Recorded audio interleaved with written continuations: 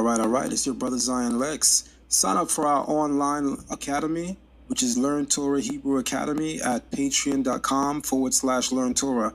There are several classes that we offer. We offer a Biblical Hebrew 101 class for beginners. We have a Biblical Hebrew 102 class for people who are a little bit more advanced. We also have a weekly Torah class. We also have our Patriarchs of the Covenant course, our Matriarchs of the Covenant course, and a bi-weekly rabbinical course. All of these courses can be found on Patreon. Again, that's patreon.com/Learn Torah. You guys were definitely in for it. It's a very invasive class. All of our classes are deeply invasive and very, very meticulous to the T when it comes to understanding the culture, the heritage, and the history of our ancient ancestors. So sign up for Biblical Hebrew at patreon.com/Learn Torah. I am your brother, Zion Lex. Shalom, shalom, family. This is your brother Avdiel Ben Levi, otherwise known as Zion Lex. Go to Amazon and purchase all of my books. Type in my author name, Avdiel Ben Levi, or you can also type in Zion Lex. There you'll find some of my earliest books and my latest works. It was written and engraved. The DNA of Sound, The Star of David Controversy, Ancient Kemet on Trial, Patriarchs of the Covenant, Matriarchs of the Covenant, and my two foremost books that are critically acclaimed on Amazon, and even one has become a bestseller, and that's going to be the Messiah Codex Volume 1 and Messiah Codex Volume 2. So go to Amazon.com today, type in my name, Avdiel Ben Levi, otherwise known as Zion Lex, and there you can purchase all of my books. Peace and shalom, family. All right. Shalom, everyone. I hope everybody's doing well out there. Should be joined shortly by a couple of guests on this topic. By now, many of you should have seen the video that I did with Chief Rabbi Mordecai from the land of Israel on the topic of Tinok Shenishba, right, which is an idea and a concept rooted in the oral tradition as to how to approach reacclimating, re-immersing someone into the culture of Torah after having been separated it for a very long time for a number of reasons, but some of the main reasons can be through a person being captured and enslaved. This was a monumental announcement for the Israelite community. I had the honor of having that announcement first spoken and told here, so I'm very, very happy about that. And today I just want to clarify exactly what this actually means for the community and what it means as an idea and as a concept. Just before we kick off, I want to remind everybody to thumb up the video and share the live stream. There still are a lot of people that don't know that I have returned to YouTube. Like I said, I had taken a couple of months off, some much needed time, but I just returned to YouTube, and a lot of people don't know. So please do share the live stream so that people can catch the live stream. To anybody who saw the live stream, do sound off in the comments section and let me know what were some of your thoughts about the live stream between myself and Rabbi Mordecai. I thought it was a great live stream. Judging the feedback, the people absolutely thought it was a great live stream as well. And I'm looking forward, and he's looking forward to bringing the community many, many more impactful and powerful conversations. This particular topic is a very, very important topic. It's one that I've had my mind on for many, many years.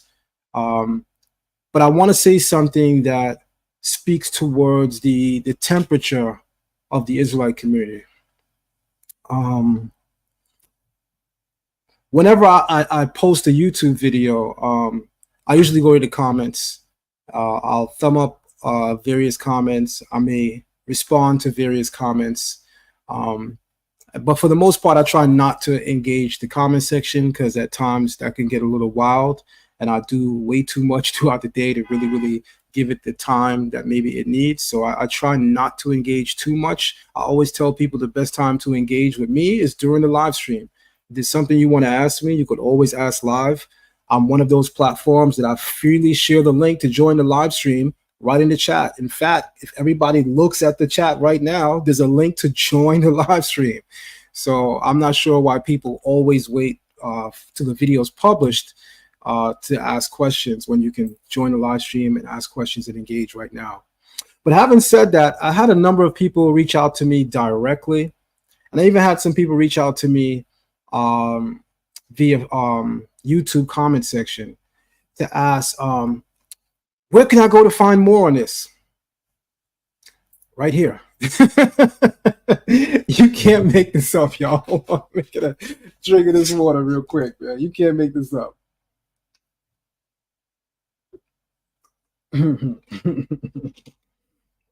Sometimes you gotta laugh.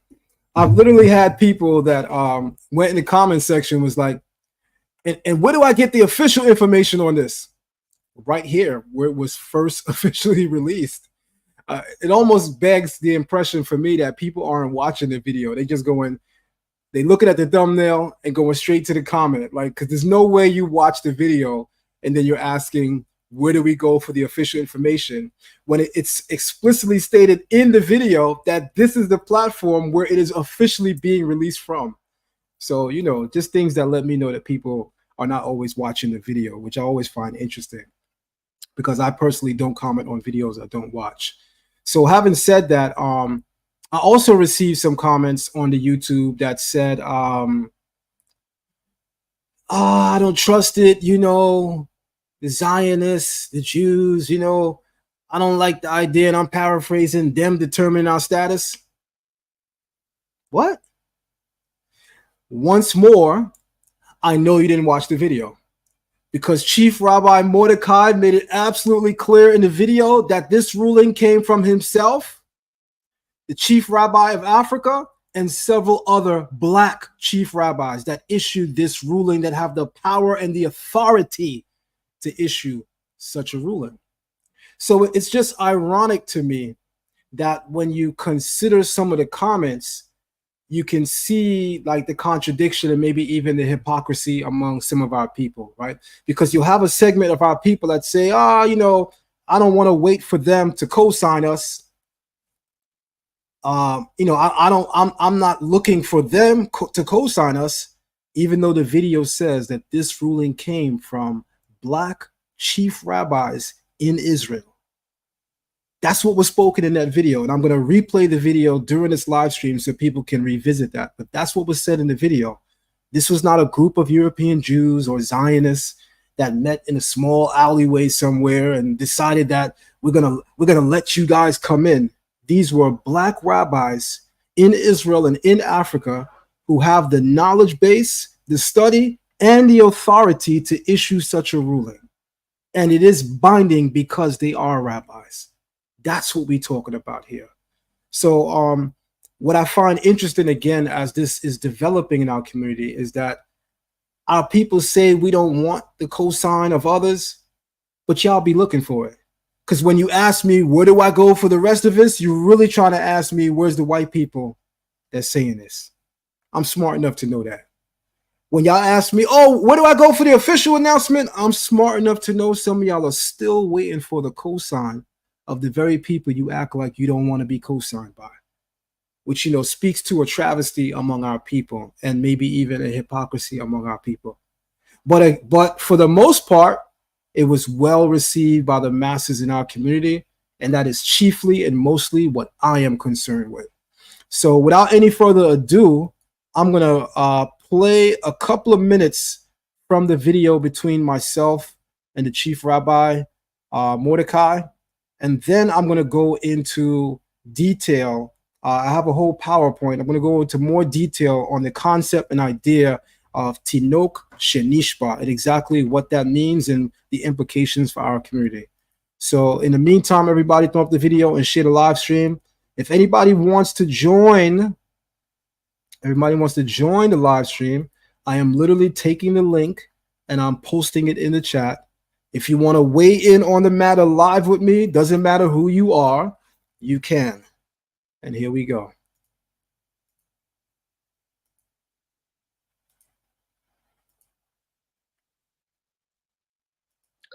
Is a time where you have an additional power, additional koach for blessings.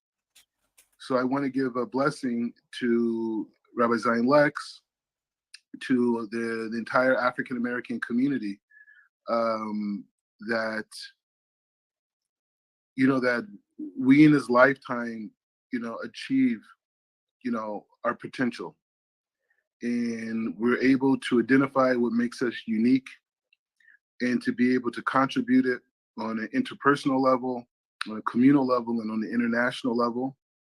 And that we are able to see the different experiences of pain, of sadness that we've had throughout our history in North America, and to be able to expand our consciousness back to the land of Israel, and to go through that process through Africa, through the migrations from the west of Africa to the Central Africa with Congo and the Bantus, all the way back to Eretz Israel, the Holy Land, because many of us, we are descendants of the Israelite tribes that were put on the slave ships on the west of Africa.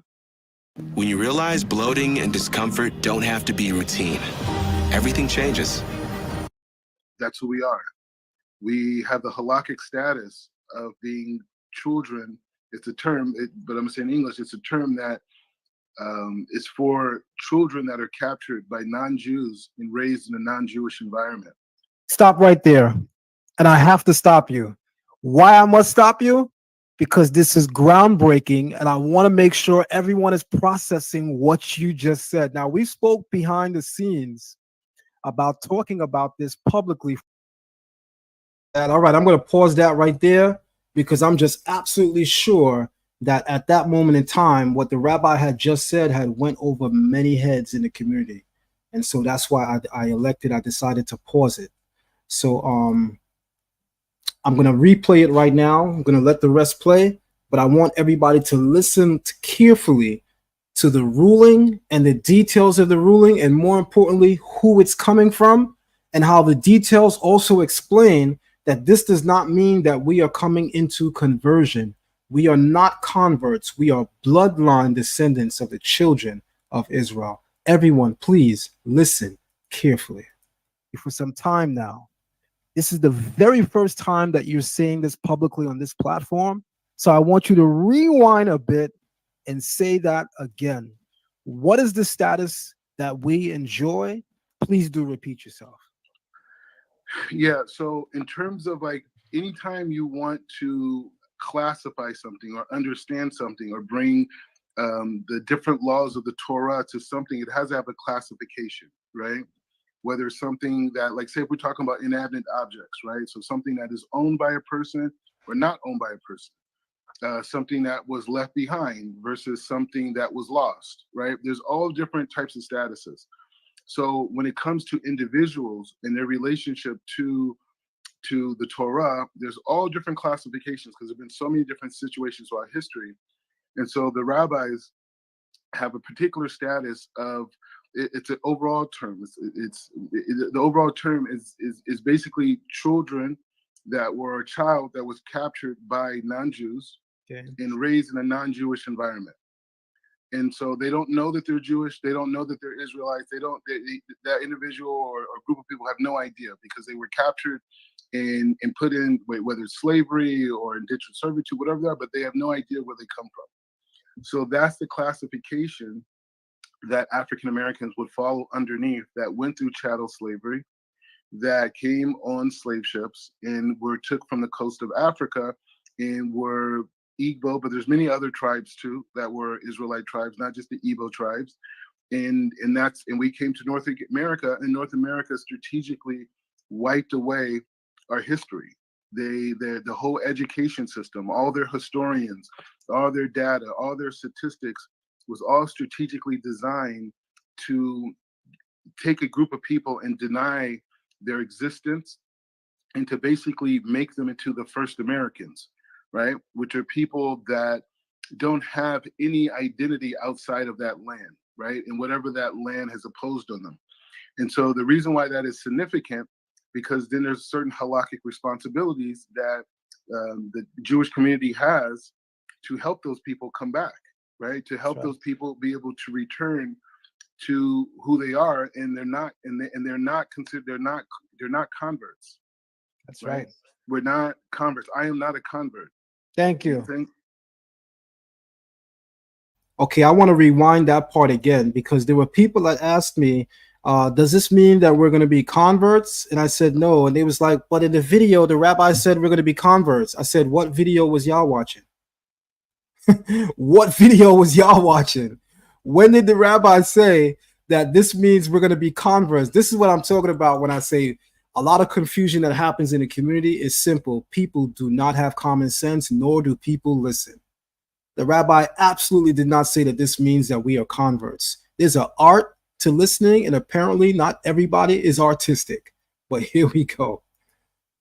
The reason why that is significant, because then there's certain halakhic responsibilities that the Jewish community has to help those people come back, right? To help those people be able to return to who they are, and they're not considered, they're not converts.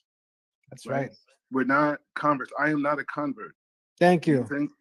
I am a person who went through a halakhic process of reconnecting, meaning I did the bris milah, I mean circumcision. I went into the mikveh. I went and said the bracha inside the mikveh, and I had every intentions to keep all the Torah commandments written and rabbinical when I went into the mikveh. That was my intentions, and that's what I'm still holding by today. However, it's not the same process of a person who is from a foreign nation who's joining the Jewish people. I'm in the same context as the Jewish people that were in the desert before they came in this portion. Before they went into Eretz Israel, they had to circumcise themselves. Right. So I did the same thing that they did in the generation of Yehoshua, right? Ben Nun. I did the same thing. So the conversation is now to spread this idea, in the Jewish community, because no one has education on each other. You know what I mean? There's a huge gap in terms of knowledge between all different groups in Judaism, let alone people like ourselves who are on the outside completely, right? So, so that's part of my work, is to bring that awareness inside the Jewish community and the African American community, and to create guidelines to help people return. Now, the thing is, it's not just about, having a bris milah, which is a circumcision or drawing blood, whatever the situation is, because most of us were already circumcised, in North America. So we're talking about the process of drawing blood. Right. But the thing is saying that the issue is being able to is to regain the process of taking on the entire Torah. That's right. And to take on all the requirements and all these things. And it's not just enough to do those actions. You have to reconnect to the people in Africa. That's right. You have to reconnect. There's a Kolana ceremony that they have in Igbo land. Right. That's going to be part of the requirement to complete this process. So people are going to have to make the pilgrimage to Nigeria and to those other places and reconnect to those tribes there, and to give charity and to go through the process of reacclimation. For some people, may even take on Igbo names, these types of things. But it's not complete unless we connect to Africa, because in order to go where the atrocity took place initially. Exactly, and from there, that's a process leading back to Eretz Israel, the Holy Land, where I'm at now. So it's a big work. I'm already planning my trip to go to Nigeria. I plan to stay there for an extended period of time and to learn with the elders there, among many other things. And so it's part of the process of returning, is not just the circumcision and going to the mikvah, but actually reconnecting to those African tribes that are and to connect to those traditions. Because one of the challenges that Rabbi Pinchas, the Chief Rabbi Pinchas Eliyahu, points out in a Pesach that he wrote a few years back, which was a response to Rabbi Chaim Kanetsky in Blessed Memories Pesach on the Igbo tribes being Israelites. Rabbi Pinchas adds along with that in his writings that it's not enough just for people to go through the process of entering the covenant. They also have to connect to their ethnic origins to be able to bring those traditions into their life. Now, however, in North America, we're going to have our own traditions, because as much as we're going to connect to Africa and make that relationship, that kinyan between us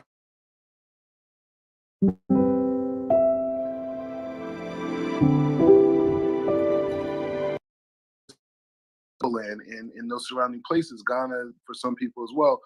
But it's also that we have to take, our culture, which is largely hip hop culture, and we're going to have to be able to take all the elements of hip hop culture, and we're going to have to hold them up to the halacha in the Torah, right? And so whether it's the way we dress, whether it's the way we talk, whether it's the way that we eat, what we eat, when we eat, how we do, all those different things, we're going to have to take those elements and be able to elevate them, right? Many of the songs that you hear a lot of my Ashkenazi brothers sing on Shabbat and different things, a lot of those things were, they learned by watching the non-Jews. Same thing with Sephardic brothers. They learned by the non-Jews, songs, different traditions, certain foods, meals.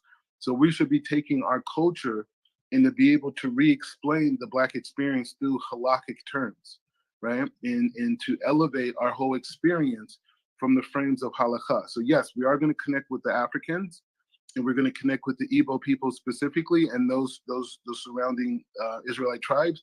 But what's more important, arguably, is to be able to take Black history and to elevate it to a place of Kedusha, in a place that we can see God's love, God's continuance, and God's promise to his children, even the ones that even know who they were, and be able to move forward into a new era. That is so powerful.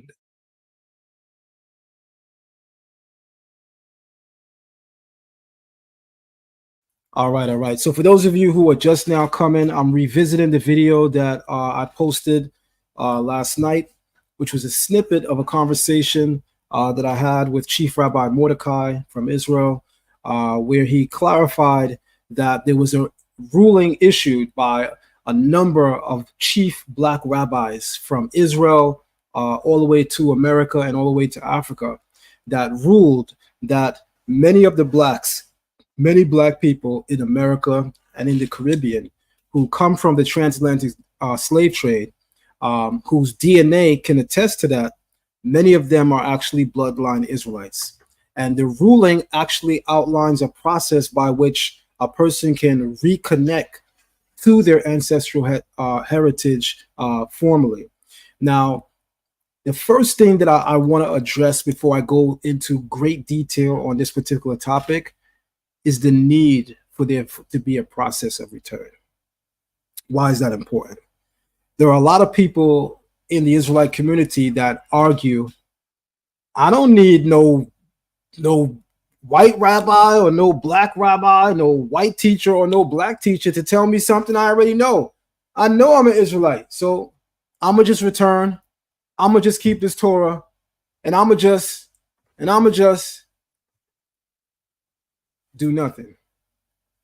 Because when you look around the Israelite community, especially those of us that have been around for a couple decades in knowledge of ourselves as Israelites, what's one of the major things we notice? Just as fast as they come is even as faster as they go. Why is it that so many people come into the Israelite way of thinking and practice, and then a couple years later, maybe even the same year, a couple months later, nobody heard from them? When they do pop up, now they got an ankh, they hotepping.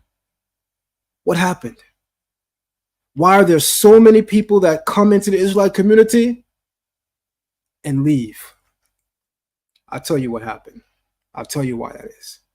Because there's no genuine process to vet how people come into the community.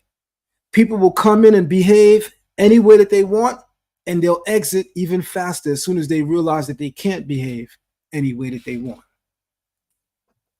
I said a long time ago, and I'll say it again, when fast food restaurants have a better system in place of vetting how people come and work for them, how people come among them, we're in trouble.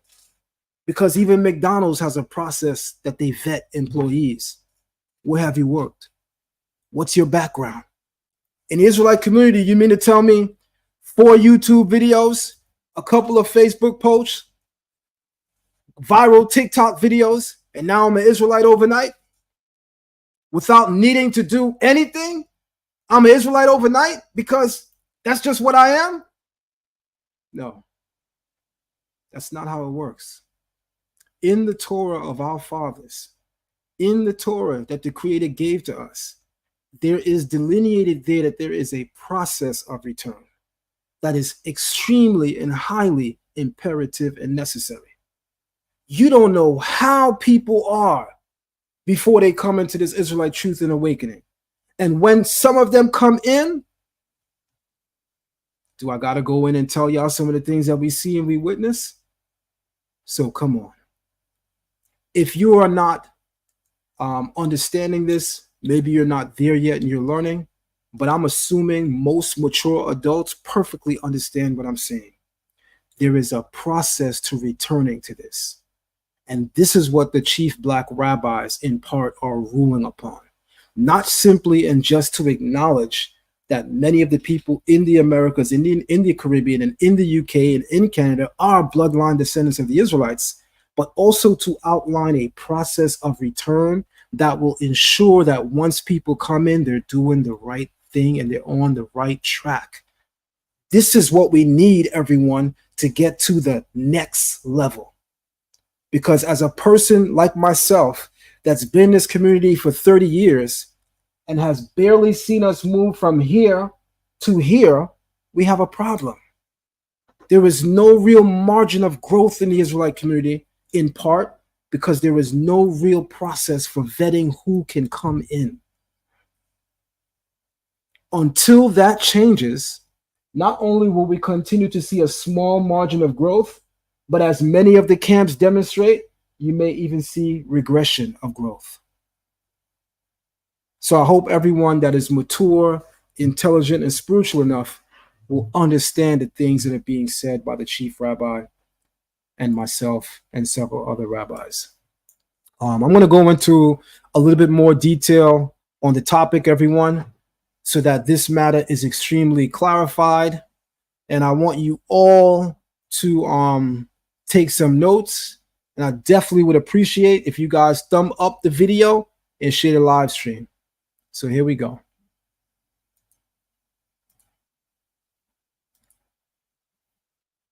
Let me just make sure that's on the screen. All right, perfect. Perfect. We ready. So as many of you should be well aware by now that are subscribed to this channel. By the way, don't just subscribe to the channel, everybody. Make sure that you hit the notification bell. Why you want to make sure you hit that notification bell? Because just because you're subscribed doesn't mean that you're aware of every time that we're going live. Make sure you hit and you press that notification bell. That way you know when we're live and you do not miss the live stream. So take the time to do that. As you guys can see in the flyer or in the thumbnail for today's video, it says captured and enslaved. In Hebrew, it says Tinok Shenishba, African Americans as the lost tribes of Israel. I'm going to take you guys into a deeper dive of exactly what this idea and concept means and the far and vast implications of this rabbinical ruling for our community that is literally about to change the game, not just for the Israelite community, but the way in which the world perceives us as a people and as a nation. Here we go. The term Tinok Shenishba in Hebrew, literally captured infant, is a term that refers to a Jew who sins as a result of having been raised without sufficient knowledge and understanding of Torah. The term originates from a theoretical discussion in the Talmud regarding a Jew who was kidnapped by Gentiles as an infant and therefore sinned inadvertently for lack of halakhic knowledge. In contemporary Orthodox Judaism, its status is widely applied to unaffiliated Jews or Jews educated in modern Jewish denominations. And let me explain a little bit before I even move on.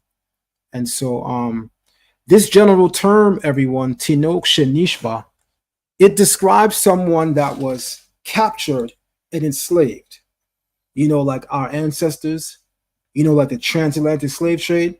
And a result of being captured, and as a result of being captured and enslaved, our people removed from their name, their identity as a people, their heritage, their culture, their language, stripped of all knowledge of self, and then placed in lands far removed from the land of their origin. And as we know, we have been here 400 plus years. So what happens with an identity and a cultural foundation of those people? It pretty much crumbles with very few surviving remnants. So from a Torah perspective, how does such a person become liable to the commandments when they are first completely unaware of their identity as a people? So the sages and rabbis of old had already pointed out what they knew would be a reality for our people and describe it in legalese or in law legal terms as Tinok Shenishba. What should we do with someone who is captured, and as a result of being captured and enslaved, what do we do with such a person in terms of how to reacclimate and their return to the culture, heritage, and identity of their ancestors? So here we go. Etymologically, the term Tinok Shenishba, everyone, is short for Tinok Shenishba Ben Hanochrim, which translates as an infant captured among Gentiles, right? Or and consequently raised among Gentiles. This is a case where the individual in question is not responsible for his actions and sins due to his being raised in a place or situation where the law is unknown to him. You know, like us, many of us came into this way of life. Many of you came into this way of life in your 20s, your 30s. Every day I'm running into people that tell me, I just woke up last week, in their 40s, in their 50s, in their 60s, in their 70s, in their 80s. What happens with such a person? Should they be liable for all of the years of living without Torah knowledge and practice? Does that mean that they are wicked? Absolutely not. The rabbis and sages of old, foreseeing that this was inevitable, seeing that it was prophesied in our scripture, and seeing that as history evolved, they saw these things occurring, they came up with this terminology and a way to address it legally. So I'm going to continue. This is a case where the individual in question is not responsible for his actions and sins due to his being raised in a place or situation where the law is unknown to him. An individual doesn't have to have been captured as an infant to fall within the definition of Tinok Shenishba. I'm going to say that. I'm going to reassert that again. An individual doesn't have to have been captured as an infant to fall within the definition of a Tinok Shenishba, but rather, even if the child was raised without religious guidance, it would still be considered a Tinok Shenishba. All right. Justification. Because a Tinok Shenishba was not raised with proper guidance towards appreciation of this way of life, law, and ritual, they are not accountable for not following Torah. I want to emphasize that before our audience right now. Many of our people are of the belief, I want to say even misguided, in saying that or thinking that, oh my God, all these years, I didn't really know the Father. Like, damn, man, like I feel bad. And you know what? As a really righteous resolve, I get it. But from a legal perspective, you are not to be held accountable. Some people say ignorance of the law is no excuse. Where'd you get that from? Because I know I didn't read that anywhere in the Torah. We be using terms in the Israelite community that don't even have a root, branch, or stem in our culture. Because in the words of our rabbis and sages, ignorance of the law is a very serious matter, a highly significant matter, and it applies to someone in cases like a person being captured and enslaved and their identity being erased from them. Well, yes, their ignorance of the law is a reason to justify why they have not kept the laws of God. And then there has to be a process outlined that defines how they return to this way of life for the true and living King and Creator. As we continue. If this Jew or Israelite would encounter and refine his brothers and the Torah, he must be welcomed back and taught the correct way to live as a Jew. You know, every time somebody tells me that I don't need to read the oral tradition, I'm always reminded when I'm reading the oral tradition of one more reason why all of us need to read it. Our rabbis and sages have addressed things from long ago that we are now encountering and dealing with, and many teachers in this community don't have a clue as to how to address. This is why, to this day, I will always say I lean upon the Torah and the words of the sages, the words of our great rabbis who came to interpret it via the power and authority vested in them as teachers and leaders under the law of Moses. As we continue. So this would be essentially, from a purely legally stance, this would be the halakhic status of every Israelite in the world whose ancestors came to the Americas, North and South, the Caribbeans, Canada, the UK, and wherever the transatlantic slave trade diaspora has carried them. This would be the status that we enjoy. It is known as Tinok Shenishba. And this status was first coined, pointed out, and outlined in the Gemara. Or i.e. the Talmud. I'm going to take a moment for a second to read it. But just before I read it, we're going to have a quick commercial break. In the meantime, I'm going to remind everybody to throw up the live stream and share it so that people know that we are live. Caribbean kitchen tools, where the spices dance. Come jerky curry, give your dishes a chance. Oh, seasoning so vibrant, like the tropical breeze. Oh, for the finest flavors, it's a culinary tease. Oh, stay with the sunshine in every single bite. Caribbean kitchen food, more flavors are just right. With every pinch and sprinkle, the journey will begin to the islands of delight. Oh, oh, oh, oh, oh. All right. So I'm going to continue reading from this. So under Torah law, the halakhic status that African Americans and Afro-Caribbeans essentially that can trace themselves back to not only West Africa, but specifically Igbo land, the halakhic status that we fall under that acknowledges not only our right of return as Israelites, but acknowledges also that we are Israelites is known as Tinok Shenishba. The concept of Tinok Shenishba is first mentioned in the Talmud. In Tractate Shavua 5a, the Gemara states that responsibility for inadvertent transgression is only placed on an individual who knew the correct law at 2 points or junctions in time, before the transgression and the remembrance after the transgression, and forgot the law sometime in between. If that individual knew the law, subsequently forgot it, and never again remembered or received a reminder, they would be an unwitting transgressor.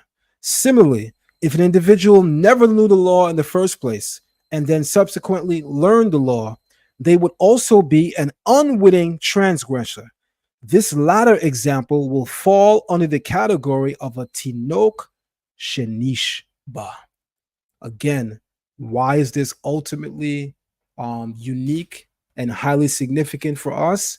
Is because not only does it acknowledge that a great majority of African Americans who have ancestors that trace all the way back to Igbo land are bloodline descendants of some of the lost tribes of Israel, but it also outlines what should be our process of return that ensures our success in the learning and practice of this culture and way of life. And it is the latter for me, that it not only is an acknowledgement, everyone, this halakhic status should not be celebrated by the Israelite community chiefly and simply because, oh, we're finally being acknowledged. No, this should be celebrated by our community for what I want to say is the most important part, which is the way in which it outlines how we return. That's important, that there are guidelines in place to ensure that people are not coming into the community and ripping, running, and tearing it up, ensuring that when people come, they don't just go, at least without sufficient and high and great knowledge. And I'll continue. It had long been spoken in our tradition that our people would go into captivity and would ultimately be scattered throughout the world and would be deemed lost to their culture, lost to their identity, and lost to their national heritage. In fact, let's get a little bit more specific. The rabbis and sages of the Talmud, you know, the book a lot of Israelites say we shouldn't read. The rabbis and sages of the Talmud not only acknowledge that the vast majority of Israelites were kicked out and expelled from the land and went into the diaspora in many parts of the world, but they specifically highlight that the masses of our people went into Africa. I was the very first person to show this in the Israelite community, and I want to show you this again right now. In Sanhedrin 94a, it is asked by Mar Zutra, to where did Sennacherib, who was the king of Assyria, exile the 10 tribes? Mar Zutra said, Afriqui, the Hebrew way of saying Africa. That's in Sanhedrin 94a in the Babylonian Talmud. You know, the same Talmud Israelites telling you not to read? It's right in there. Acknowledged by the rabbis and sages that the 10 lost tribes went into Africa. That the 10 lost tribes went into Africa. Let's continue. In some of the post-Second Temple works, such as Pirkei de Rabbi Eliezer, this is also told. I had brought this out in the community in the year 2016 during a live stream with my brother Chief Uziel. I've seen many people share it since, and in a way that doesn't even reflect what it's saying. So I want to be able to not only point out that I was the very first person to share this, but I want to share this in a way that is not only impactful and meaningful, but that is true to what is being demonstrated here. In Pirkei de Rabbi Eliezer, it describes the blessing that Noah gives to his 3 children. Pirkei de Rabbi Eliezer, everyone, is a midrashic work. What is the midrash? The midrash are a series of Torah exegesis as expounded by some of the greatest rabbis and sages post-Second Temple era that are commenting on chiefly and mainly the Torah. In this work of Rabbi Eliezer, I want everyone to listen carefully to what he says about the color of the descendants and children of Shem. It says, he blessed Shem, black and desirable. He blessed Ham, black like the raven, and he blessed Japheth, white. I even took the time to highlight the Hebrew. Leshem ulbana shakorim. Shem and his sons, black. I should start here. Derech leshem ulbana shakorim. He blessed Shem and his sons, shakorim, black in the plural, because not only was Shem blessed to be black, but his sons as well. Shem is from where the biblical Israelites descend from. Hence, Israelites are referred to as being a Semitic people, coming from the Hebrew term Shem, which denotes our ancestry as coming from the line of Shem. I want everybody to be clear on something. This is in the works of the rabbis. You know, the works that Israelites teachers be telling y'all we don't need to read. Don't read it. That's not good. It don't got no good information in there. But those same Israelites that's telling you it don't got no good information in these works When I share them first, they rip them from my page, put their name on it, and begin to share it. Somebody please make that make sense for me. I'm trying to figure that out. That's another thing that's lacking in this community, humility.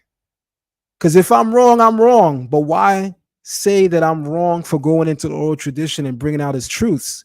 But when you see something that you like that I share from it, you erase my name from the share, place your names on it, and then begin to share it like you discovered it.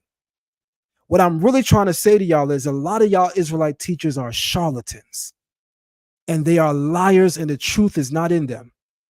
But one thing about the truth, it's always going to stand, and it's always going to be attested to, and a charlatan will always be revealed for who they are. As we continue, what happened to the history of Africa? I'm going to play a video for you guys of an African scholar speaking about the diaspora of Igbo Jews that made their way to the Americas, and how the Bible is a testimony to that fact alongside the history. I want everyone to please turn the volume all the way up on your video and listen very keenly and very clearly. By the way, family, thumb up the video and share the live stream and show your love to this platform by donating. Time and time again, this platform has proved that we are dedicated to bringing the truth and changing the game. And since this platform started, that's exactly what we've been doing. And the best way that you can help me help this is to support it. That way it continues. I'm not asking you to support something that's fruitless, that's not doing something remarkable and game-changing for the community. I'm asking you to do something that is remarkable and game-changing. But it takes your help and your effort to help take it to the next level. I'm in part stifled growth-wise because I need the help of the community to help bring this to the next level. With that being said, family, along with coming here for the information and the knowledge, don't forget to support. Here we go.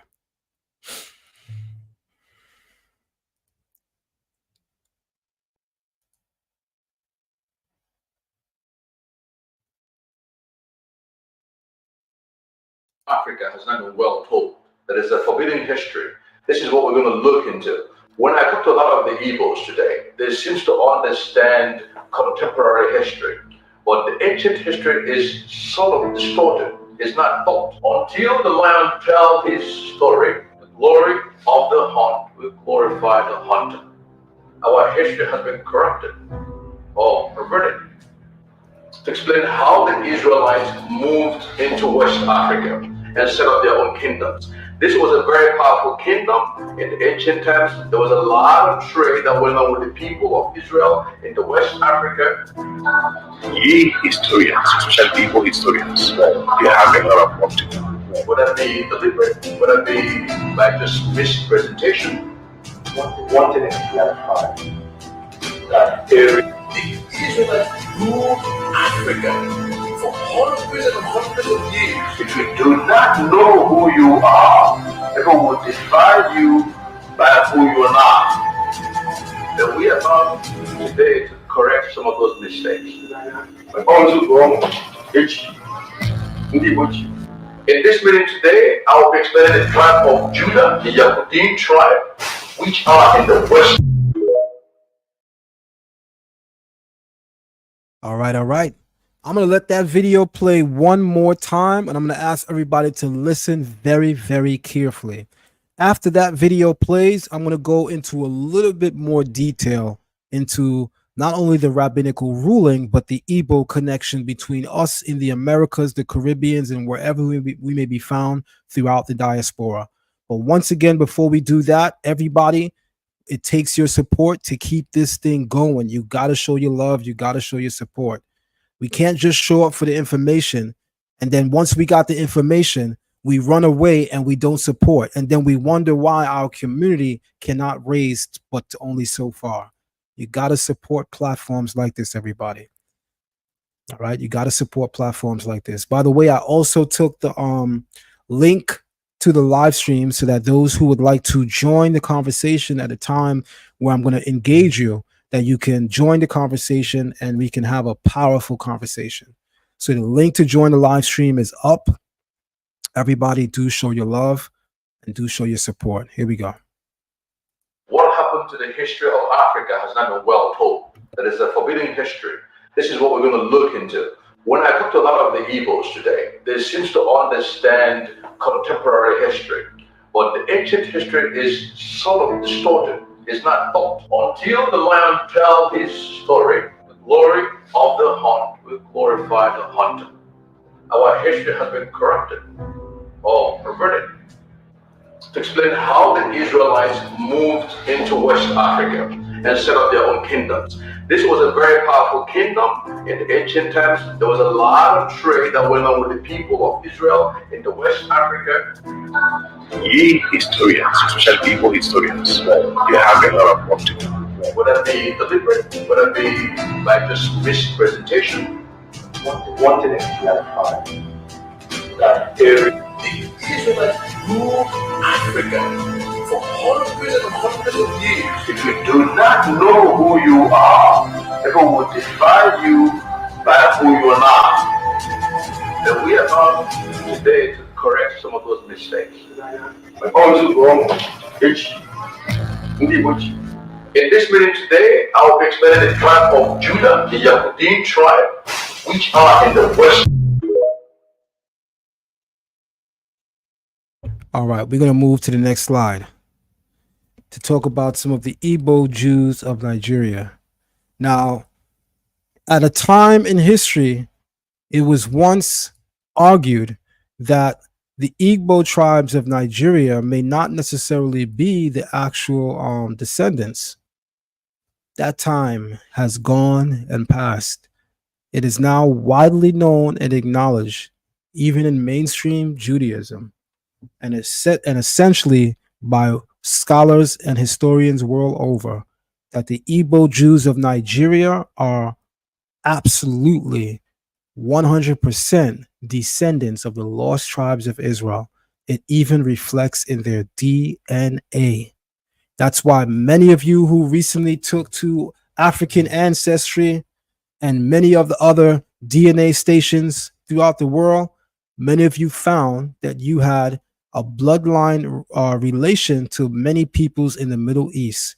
Many of you seen Israel in your DNA. Many of you seen places where it is known that Israelites went into captivity right in your DNA. And that's extremely important, everyone. Extremely important. So I definitely want to say to everyone that this is a huge announcement. In fact, I'm going to take the opportunity to have join us for a moment our sister Nasika Hadassah. Shalom, shalom, Nasika. How you doing? Shalom, Nasi. Shalom, Mishpacha. It's actually perfect timing. I've just been running around multitasking, getting ready for Shabbat. Nice. To come in at this time. And around 2021, I traced my DNA through 23andMe, and I did find out that my lineage is Igbo. And that was very affirming for many reasons.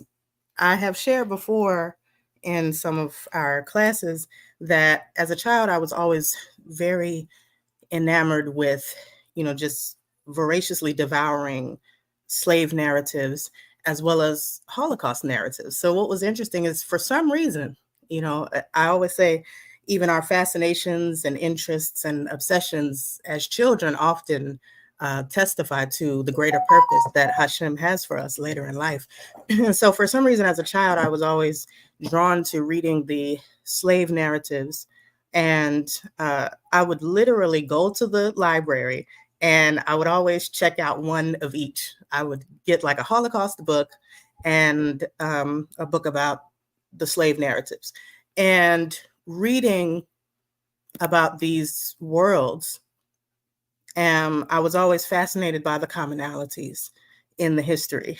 However, not knowing at the time that this was actually, I think my magnetism to these stories was that inner spark within me that was drawing me to this affirmation of my ancestral history and my inherent identity.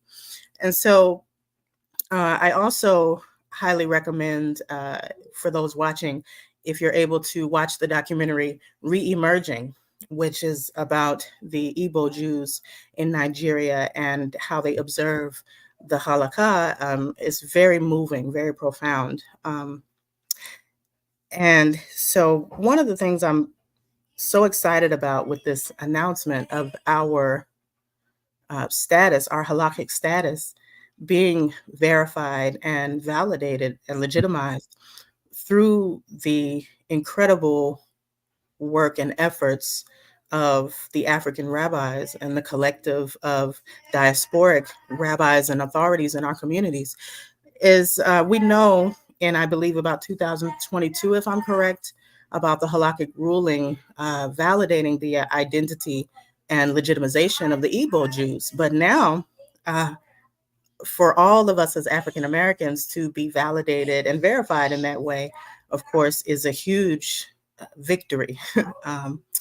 And for me, having read this history so intensively as a child, I'm always fascinated by how these so-called slave narratives and so-called Negro spirituals affirmed our identity. And to me, it's clear that our ancestors enslaved here in the Americas, in the diaspora, knew we were the biblical Hebrews.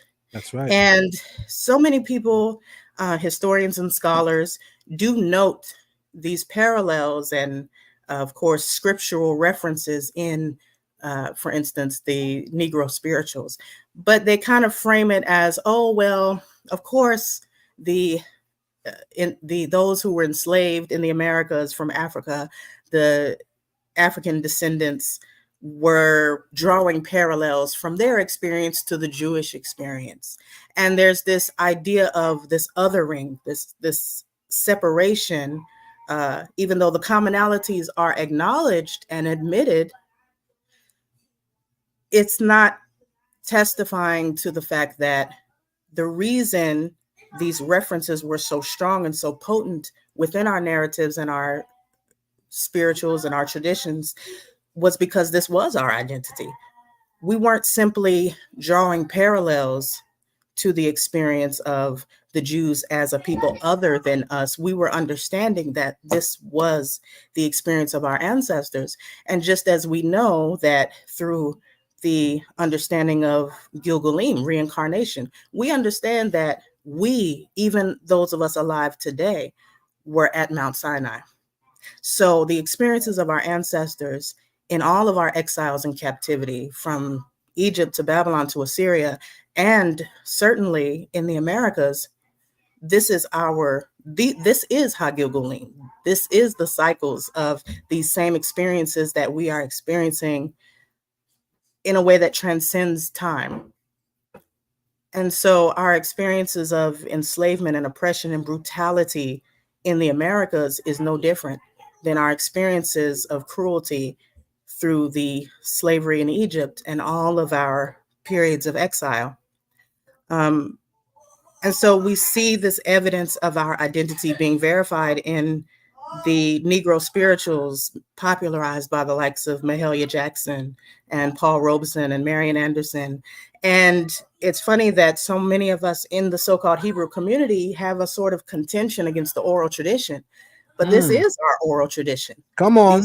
These folk tales, these songs that are encoded, even when we think of the freedom quilts that our ancestors would sew that were secretly maps to freedom, maps to show us the way to north, to freedom. Those encoded songs, those ways that we communicated were not only relevant for that immediate time and the freedom that we were seeking, but a testament to the cyclical nature of our identity. Also, the works of Toni Morrison are replete with this understanding. In Beloved and Sula, and certainly the Song of Solomon, we see that these folk tales, such as literally our enslaved ancestors, have this folk history of the slaves who flew back to Africa, who flew back to freedom. We can also think about Igbo landing. But the idea of Solomon flying, like all of this even, I think, can definitely be understood to be very Kabbalistic. A lot of these songs have very potent Kabbalistic meaning. Even some of the songs, such as I Know I've Been Changed and There's a Leak in This Old Building by LaShawn Pace. When you think about it, you can understand there's potent esoteric symbolism in these songs. We know we're more familiar with, of course, Go Down Moses, Swing Low, Sweet Chariot, Motherless Child, How I Got Over, which is interesting because as popularized by Mahalia Jackson, How I Got Over, it literally speaks to the Hebrew identity. The very word Hebrew testifies to us crossing over from, our identity, even the crossing over of Yaakov into Israel. And of course, Abraham having crossed over into the identity of being a Hebrew, being our patriarch, Abraham Avenu. I think even of Nina Simone's Sinner Man and the rocks crying out, the rock that's bleeding, and all of these things, the old blues songs, the intersection of blues and gospel being our version of Lamentations. That's right. So, when we know in the Tehillim, when it says that we were asked to sing the songs of Zion in the land of captivity in Babylon, how can we sing the songs of HaShem in the land of our captivity? This was how we did it. This is how we affirmed our identity and encoded these narratives, these biblical narratives, the narratives of Torah, to pass down to our children. Hence, why this was our oral tradition. Even the Haggadah, the Pesach Seder, the Seder Pesach is in itself a slave narrative. And Frederick Douglass, in his narratives, certainly was very explicit about this. We can even look to, most recently, to Dr. Martin Luther King Jr., testifying that he has seen the Promised Land. Come on. So when we think about him in that kind of quasi-messianic position himself for our people, going back even to Harriet Tubman herself, Grandma Moses. These are no accidents. This is not merely our ancestors taking on these monikers because it seems to fit. It seems to be an appropriate parallel. It is because it is what it is. So another poignant thing that is recurrent throughout many slave narratives is the othering of other Africans. And this is an often overlooked point that can easily be missed. When you read slave narratives, often you'll see them refer to Africans. And so the common mind nowadays, when we're being sold this narrative, oh, we all African, black is black, we're all kin.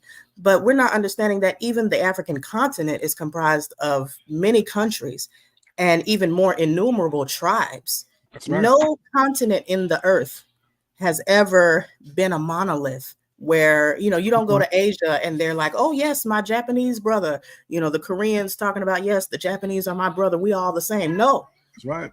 Tribe is important. Lineage, heritage is important. And, when we understand the difference between the tribes, we can look no further than the narrative of Oluda Equiano, who is very clear about even his shock being on the slave ship with other Africans and their customs and their ways and even their immodesty and the defilement of their idolatry. He wrote explicitly about their ways, the other Africans, the other tribes. We're not the same. They not like us. We have to understand everybody black is not us. And so, we have to understand that even on the plantation, when there were Africans that were not Hebrews, they made that What clear. happened to the history? Oh, that's that African over there, fresh off the boat. It wasn't just because they were fresh off the boat. It was because they knew, oh, he's not from our lineage. He's not a Hebrew. That's a fact. So, I'm just excited about this, coming to be validated so publicly and so prolifically, because, it's something we always knew. Our ancestors always knew. These are our oral traditions that always testified to this truth. And now that it is being acknowledged is such a profound victory. So thank you.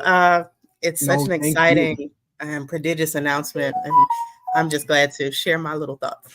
Thank you. It's funny. You brought up Igbo landing. That's something that I have in the presentation to show in a couple of moments. Right, I actually have that to show. So I'm gonna get into that in a couple seconds, and when I get there, you can help to unravel that a little bit yourself. But where I'm at right now is to talk about what we are coming to know, which is the international and global acknowledgement that the Igbo people are certainly a lost tribe of Israel. And where things get really, really interesting now is in the connection of knowing that many of us that came on those slave ships came from Igbo land. And it landed in the Americas, North and South, and the Caribbean. Many of us, when we did our DNA, showed that we came from Igbo land. So there was a conversation a couple years ago that, African Americans are Jews? You kidding me? Really? Now it's a known fact that the Igbo people are part of what is called the Lost Tribes of Israel. It has been a known fact that a huge percentage of African Americans and African Caribbeans have Igbo blood in their DNA. So who's laughing now? Absolutely. And, even the idea, I don't know if you may have brought this out earlier in the broadcast, but even the idea of the names of the enslaved on the slave ships were Hebrew names. The idea that there are maps that, of course, have been tucked away and hidden in history, but the maps that showed exactly where the Hebrews had migrated and where the Hebrew populations were most dense, and some of the sordid history that a lot of us don't want to acknowledge. We know that there's kind of always been this tension between the so-called African community and the so-called African American community. And I know even growing up, I would, always kind of hear, oh, those Africans, they don't like us. And there was always this feeling of tension. But then, of course, especially in the early 2000s, people started jumping on the bandwagon. Oh, let's go back home to Ghana. We're all Black. And especially, I think what is most insidious is that our people specifically are being targeted to return to the very idolatry and pagan religions that enslaved us. And so our people are being targeted, especially through celebrities and public figures, to follow Yoruba traditions. But we don't know enough of our history to understand that the Biafra conflict was literally CIA funded for the Yoruba to exterminate Igbos in Nigeria. So it was a civil war, but it was a spiritual war, because these people, that's not like us. These other Africans, this other tribe was enlisted to take us out. And so it's so interesting that now, only a few years after the Biafra conflict, then we have our people being aggressively seduced into Yoruba Orisha worship, Ifa. A few years ago, it was the Hoteps, the Kemetic movement was real big. But then now, it's like, oh yeah, this is what our ancestors was doing. Put that white man's Bible down. Don't be paying any mind to that Bible. This is what you're supposed to be doing. And we are being collectively seduced right back into the idolatry and defilement that took us into captivity. And it's so interesting that, it really seems very systematic. It really seems very intentional that we're being targeted in this way. So it's like, oh yeah, we're all African. We're great. We love each other. We're all one. But even on the continent, the Africans will tell you, we're not all one. We never have been. And including, you know, what's interesting. That tell you, I didn't know I was African until I came to America. Mm. And that's not because America is my first time hearing the term Africa or African, but in Africa, we acknowledge ourselves through our tribal names. Exactly. Yes. Even when you go to places like Nigeria, not every Nigerian will tell you, I'm Nigerian. You know how many tribes in Nigeria? That's right. That's what they represent. Yes. So what we living in America and obviously lacking identity suffer from is the knowledge of the complexity of identity outside of America, how complex that can get. You speak to the average white person right here in America. What are you? You're not going to hear them say I'm white. Speak to the average black person here in America that doesn't have roots as far as they know outside. They're going to be like, oh, I'm a black American. Ain't no white person going to tell you that. They're going to tell you I'm Russian. They're going to tell you I'm Italian. They're going to know who their people are and they're going to locate it. We just going to say we black. Even among Africans indigenously in Africa, you seldom will ever hear them say, I'm African. Some of them don't even go by the state and country names that we know. They going by their tribal names. So what you're saying right now is so important, and I apologize for cutting you.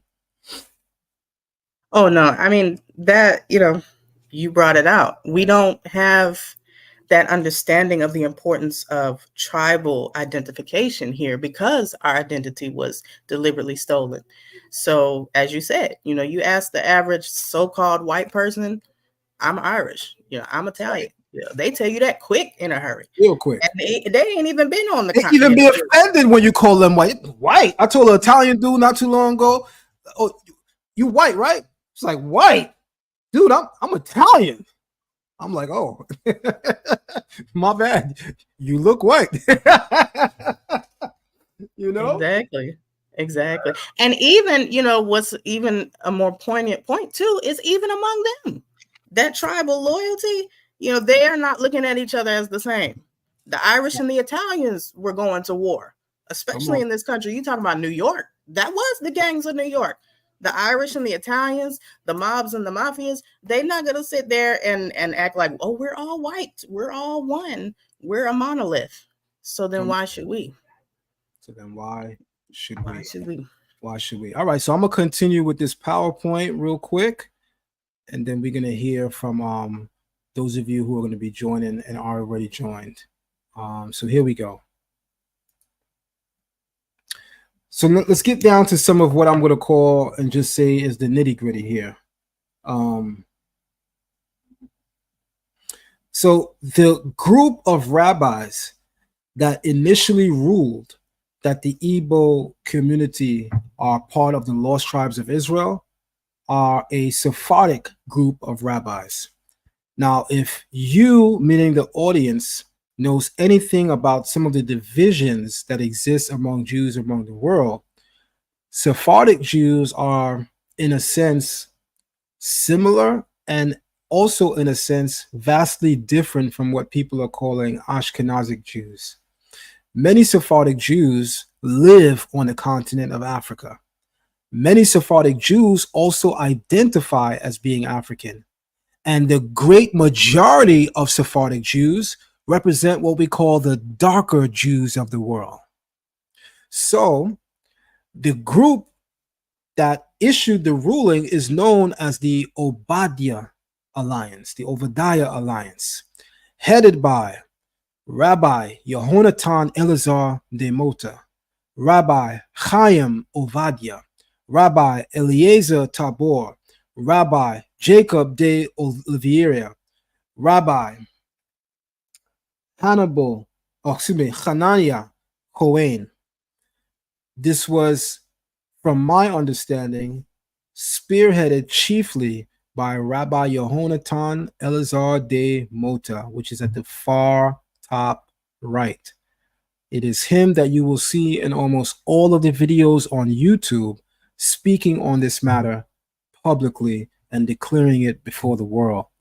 And once this ruling was issued, it was acknowledged by Jews world over. I'm sure there will always be people that would, disagree, agree to disagree, maybe even give a side eye.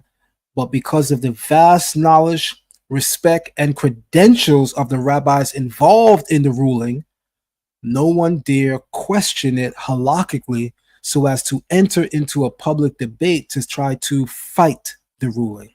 So as the ruling stands, the Igbo community have been officially recognized as part of the Lost Tribes of Israel by the Obadiah Alliance. Many of you may remember that I interviewed Rabbi Yehonatan Elazar de Mota right on my channel, to which we spoke briefly about that subject matter. I'm going to try to have him come back on to speak chiefly on that matter. Now, it's funny when they say like minds breed and think alike, because here you are mentioning Igbo Landing, and it's one of the slides that I had to present. So Igbo Landing, everyone, is a historic site at Dunbar Creek at St. Simon's Island in Glynn County, Georgia. In 1803, one of the largest mass suicides of enslaved people took place when Igbo captives from what is now Nigeria were taken to the Georgia coast. Moderators, I'm going to stop for a second. Moderators, I just want to remind you, if there's anybody in the comment section that is, engaging in dialogue that takes the comments away from the presenters as they're sharing in the video, by all means, give them a warning. If the warning is not heeded or acknowledged, then by all means, time them right out, y'all. This is not like other platforms where the speakers could be speaking about what color the sky is, and the people in the chat room is arguing about the NBA games. Either we talking about what the speakers are talking about, or we're not commenting, because that shows disrespect to the people presenting, that you're starting a whole conversation in the chat room that takes people away from what the presenters are saying. Clearly, you don't care. That's why you're continuing to type. But moderators, I'm going to ask that you guys do your job. When you see people doing that, give them a warning. If and when that warning is not heeded, guys, please time them out. If that don't work, make sure y'all block hands is quick. And here we go. We're going to set things straight on this platform. We don't play here at Zion Lex TV as we move on. So Igbo Landing, a historic site at Dunbar Creek on St. Simon's Island, Glynn County, Georgia. In 1803, one of the largest mass suicides of enslaved people took place when Igbo captives from what is now Nigeria were taken to the Georgia coast. In May of 1803, the Igbo and other Western African captives arrived in Savannah, Georgia on a slave ship called the Wanderer. They were purchased for an average of $100 each by slave merchants John Cooper and Thomas Spaulding to be resold to plantations on nearby St. Simon's Island. The chained slaves were packed under deck of a coastal vessel, the York, which would take them to St. Simon's. During the voyage, approximately 75 Igbo slaves rose in rebellion, took control of the ship, drowned their captors, and in the process caused the grounding of the ship in the Dunbar Creek. Now, I just want to quickly say that there are a lot of myths and legend that surround this particular area as well. Many of the locals believe that the spirits of the ancestors are still there and even haunt what we're going to call our colonizers, for lack of a more favorable YouTube term. Our ancestors are haunting the colonizers. Is there anything you want to say towards this point, Nasika, Howard? I think what's very interesting about this is they actually were said to have been transported from the Bight of Biafra. That was the coast that they were transported from. And again, as I just alluded to earlier, the Biafra conflict between the Yoruba and the Igbos. And I do know, there are some, I did briefly glance at the chat. I know someone was saying that there are Yoruba Jews. So I don't know. I'm not going to say too much about that. But even the idea of the conflict on the ship itself always brings to my mind Amistad. And even in Amistad, I actually wanted to mention this earlier. You know, there's such a profound scene in that film where one of the kidnapped or enslaved Africans, which in that particular story, they were taken from Sierra Leone, if I'm not mistaken. But history and anthropology has verified that tribes in that region have descended from the biblical Hebrews as well. The Mende, I believe, was the name of the tribe. And so what's so interesting is in one of those scenes, one of the Africans is looking at the Bible and he's looking at the pictures and he's identifying with these pictures. And one of the enslaved or the kidnapped, I'll say, because they were released before they were taken into slavery. But I believe the one that's played by Jaimin Hansu, he says, you know, why are you reading this? Why are you so into this book? You know, that's their book. And he's saying it's telling a story, you know, and his identification with the stories that are told through those images, through those pictures, it speaks to the identity of the narratives in Torah that are ours. You know, this is about reclamation of what is ours. And so that scene is always very moving to me, to understand that the identification, again, as I said earlier, is not just a simple parallel. It's not just an idea of Africans or African Americans, so-called Africans or so-called African Americans, simply looking at the stories in the Bible and finding some semblance of commonality, but that this is our story that has been co-opted and appropriated by others and taken from us and revised in many ways. But coming back to the Igbo landing, we know that one of the greatest children's books, I think, in the African American community, is the Virginia Hamilton's The People Could Fly, this collection of folk tales that came from many of the stories passed down from the plantations. And the idea of the flying slaves who flew back to Africa derives from Igbo landing. And as I also mentioned earlier, my favorite author and inspiration of the writing that I do myself has always been Toni Morrison, and Song of Solomon, an allusion itself to Shir HaShirim, Song of Songs, speaks greatly about this legend of the flying Africans. And this came from Igbo landing. The idea that, you know, the European historians call Igbo landing a mass suicide, but our people know that it was a flight, a return back, even a transcendence, perhaps out of the body physically back home. So it wasn't a suicide for us. And, you know, it's such profound mysticism there and esoteric meaning, even in this act, because we know in Torah, suicide is a very grave sin. So why would our people, knowing that they are the people of the book, so to speak, why would they commit mass suicide? There had to be a translation or a transfiguration through this experience. And I believe that the miraculous and supernatural phenomenon that occurred there has been suppressed in history to be written off and belittled as a suicide, when in fact it was something so much more profound. And I think it's funny, in that slideshow that you just showed, it says bow landing. It's almost as if they still want to obscure the origins. They don't even want to put fully Igbo landing, so that we can trace back our ancestry and our tribe. So you know, it's just interesting how so much effort is put into the obscuring of this very powerful moment that affirms who we truly are. And just as a last comment, anyone who's seen Julie Dash's film Daughters of the Dust, which I grew up watching, it was one of my mother's favorite films. And more recently, fortunately or unfortunately, Beyonce heavily referenced the film visually, and even in the cinematography of her. She had a bunch of women lined up going to the waters. Exactly. And that was a veiled reference to Igbo landing.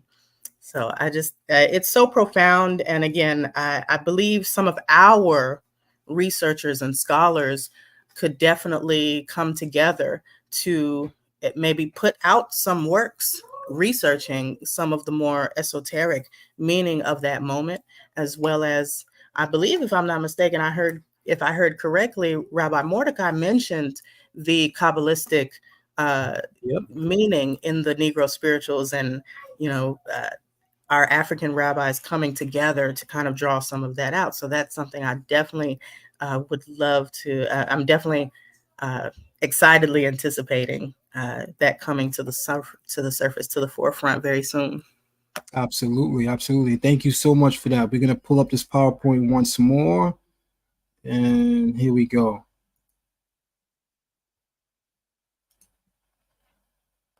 So this is an actual slave sale poster. Many of you are familiar with it. It says many slaves were called Hebos, aka Igbos, a term denoting peoples taken specifically from Igbo land, Nigeria, a region officially recognized today as a lost Jewish community. If I could read the poster as much as I can, it says, to be sold on board the ship on the 12th day of the 6th of May next at Alfie Ferry, choice cargo of blank, blank, blank, healthy, fine Hebos just arrived from the Windward and Rice coasts. The utmost care has already been taken and shall be continued to keep them free from the left danger of being infected with the smallpox.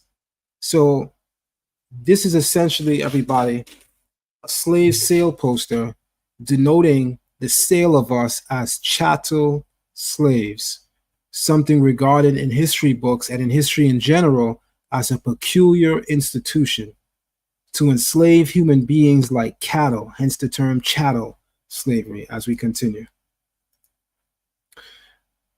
a person to follow that we mentioned, myself and Chief Rabbi Mordecai mentioned, is Remy Ilona. He can be contacted on Facebook. If there's anyone out there with a scholarly background or a leadership position that would like to contact him directly for purposes of deeper research on the subject matter, he is the foremost Igbo Nigerian authority and historian on the emergence of Igbo Jews in the world and their indigenous culture and connection to that of the biblical Israelites. I'm going to read here where it says Remy Ilona is a PhD candidate at the University of California. By the way, this is old. Remy Ilona is no longer a PhD candidate. He just received his PhD from the University of California, Riverside, where he also functions as a teaching assistant. He's no longer a teaching assistant there. He's now a professor there. So this has to be updated. He is also the Secretary General of Hebrew Igbo People, an Igbo socio-cultural organization. He is also an author of 10 books. Again, this needs to be updated. Remy is an author of 20 plus books.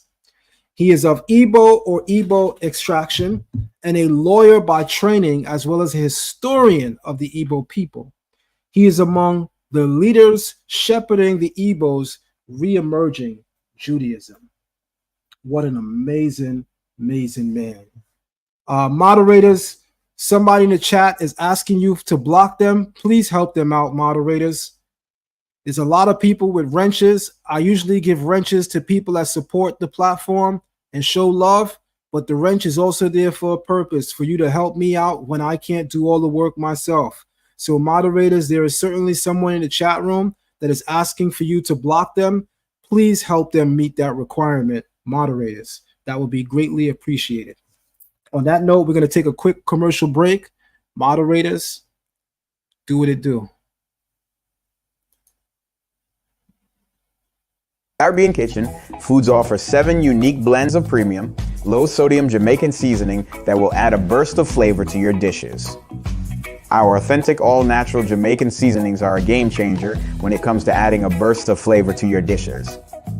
Our products are kosher, all natural, contains ingredients that are gluten-free and GMO-free. Our seasonings are handcrafted with the highest quality ingredients. We source our ingredients from the Caribbean to capture the authentic taste of the islands. Unleash your creativity in the kitchen and savor the taste of the Caribbean with our spice blends.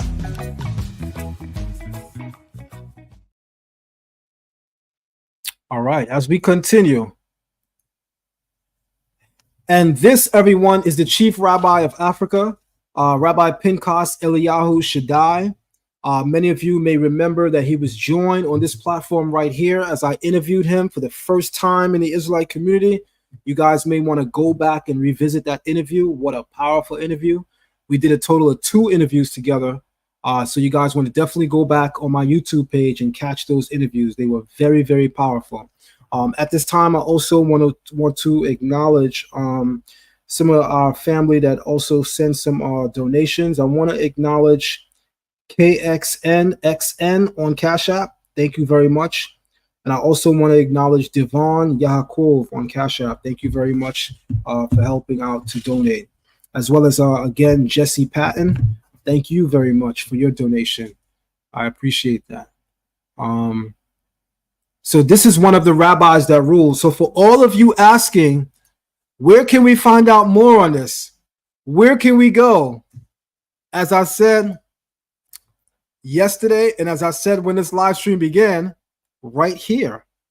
They wanted to use this platform to make the announcement because we are a larger platform than them and they have great respect for the knowledge base shared here. That's an honor to what we do here at Zion Lex TV, that they elected that this news be told first in the community right here. So for those of you who are secretly hating, talking about what other channel I could go to so I could rip their video and put it up, because we know some of y'all is just haters of Zion Lex TV. What you're really trying to say is, Zion, where's the other video that's saying this so we can share that, not you? Whoop-de-woo is here. So if you want to find any information pertaining to it, you got to come right here. This particular day is an attempt to give a little bit more detail on the subject matter.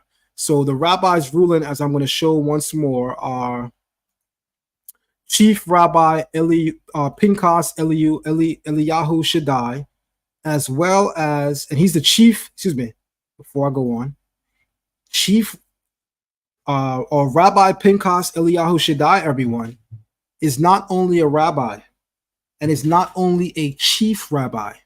Listen carefully, everyone. There are several rabbis that can belong to a state.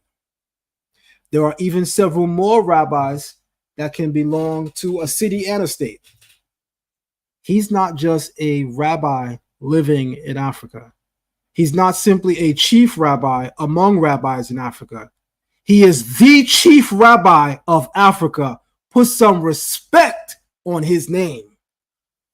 He issued this ruling along with several of his colleagues that we African Americans and African Caribbeans, many of us comprise part of the lost tribes of Israel. And they have outlined a process of return that they're going to share for the very first time also on this platform, Zion Lex TV.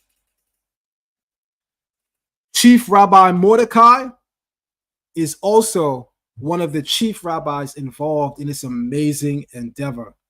Many of you see him weekly doing a Torah portion with me. We were gone for the summer, but we back.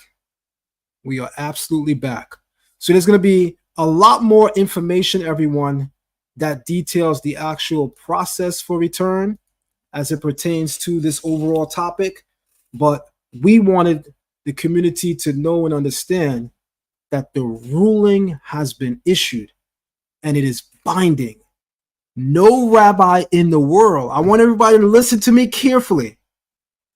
Once an official rabbi, especially a chief rabbi, issues a ruling, no rabbi in the world can overturn said ruling.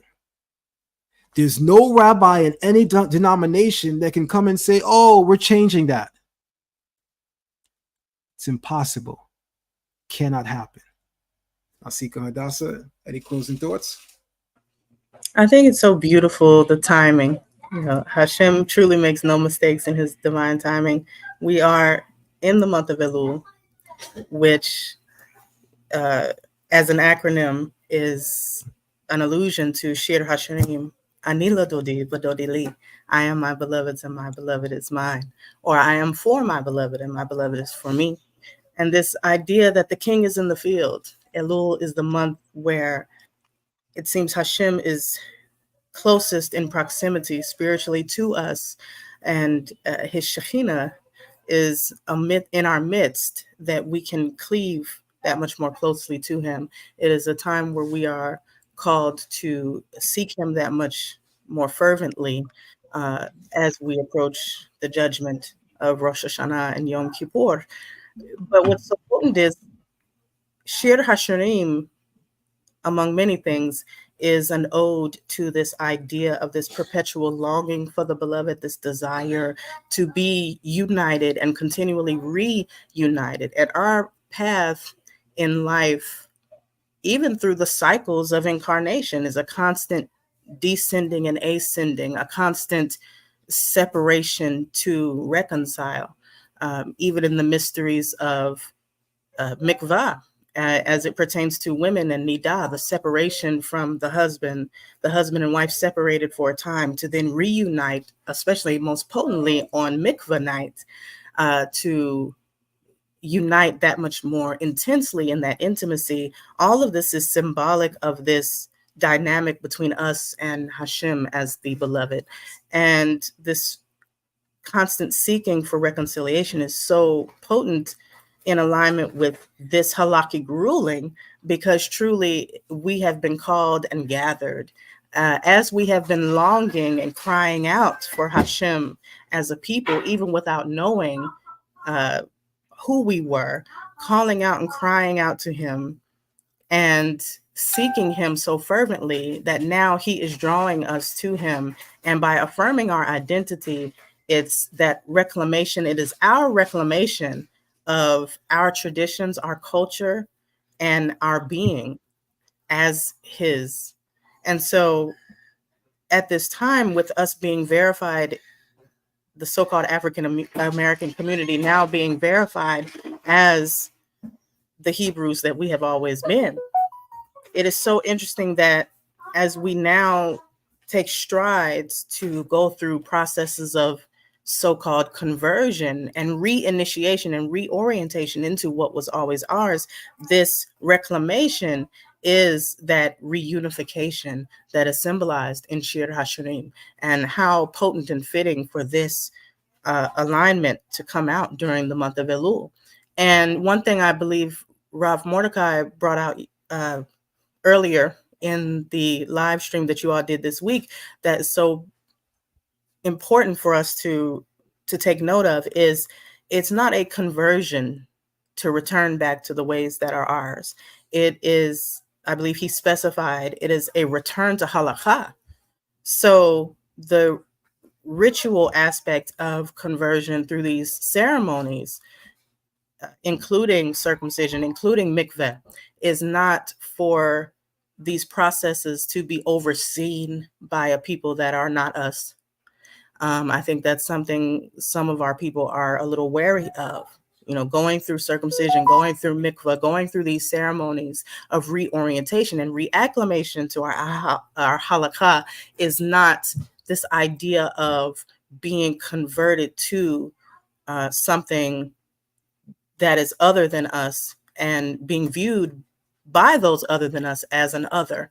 It is us reclaiming what's ours and these processes being overseen by our people. That's very important for us to realize and emphasize. So any ambivalence towards truly returning to this path, truly making teshuvah, and truly owning this identity, any ambivalence should definitely be assuaged by what you're bringing out today.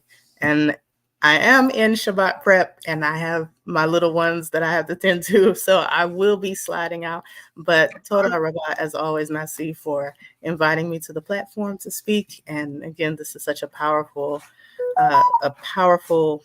poignant moment for us as a people that we all should be reveling in and delighting in. Thank you very much for joining us. And until we speak again, take care and Shabbat Shalom. You as well. Shabbat Shalom. Shabbat Shalom, Ron Shabbat. I see you joined the panel. Shabbat Shalom, Mishpachah. All right. All right. Shalom. Shabbat Shalom. Jump in. Okay. Shabbat Shalom. Shabbat Shalom. So I listened to a lot. I heard a lot. I've actually learned a little more than I knew before. I am going to come in here and play a little defense, however. Okay.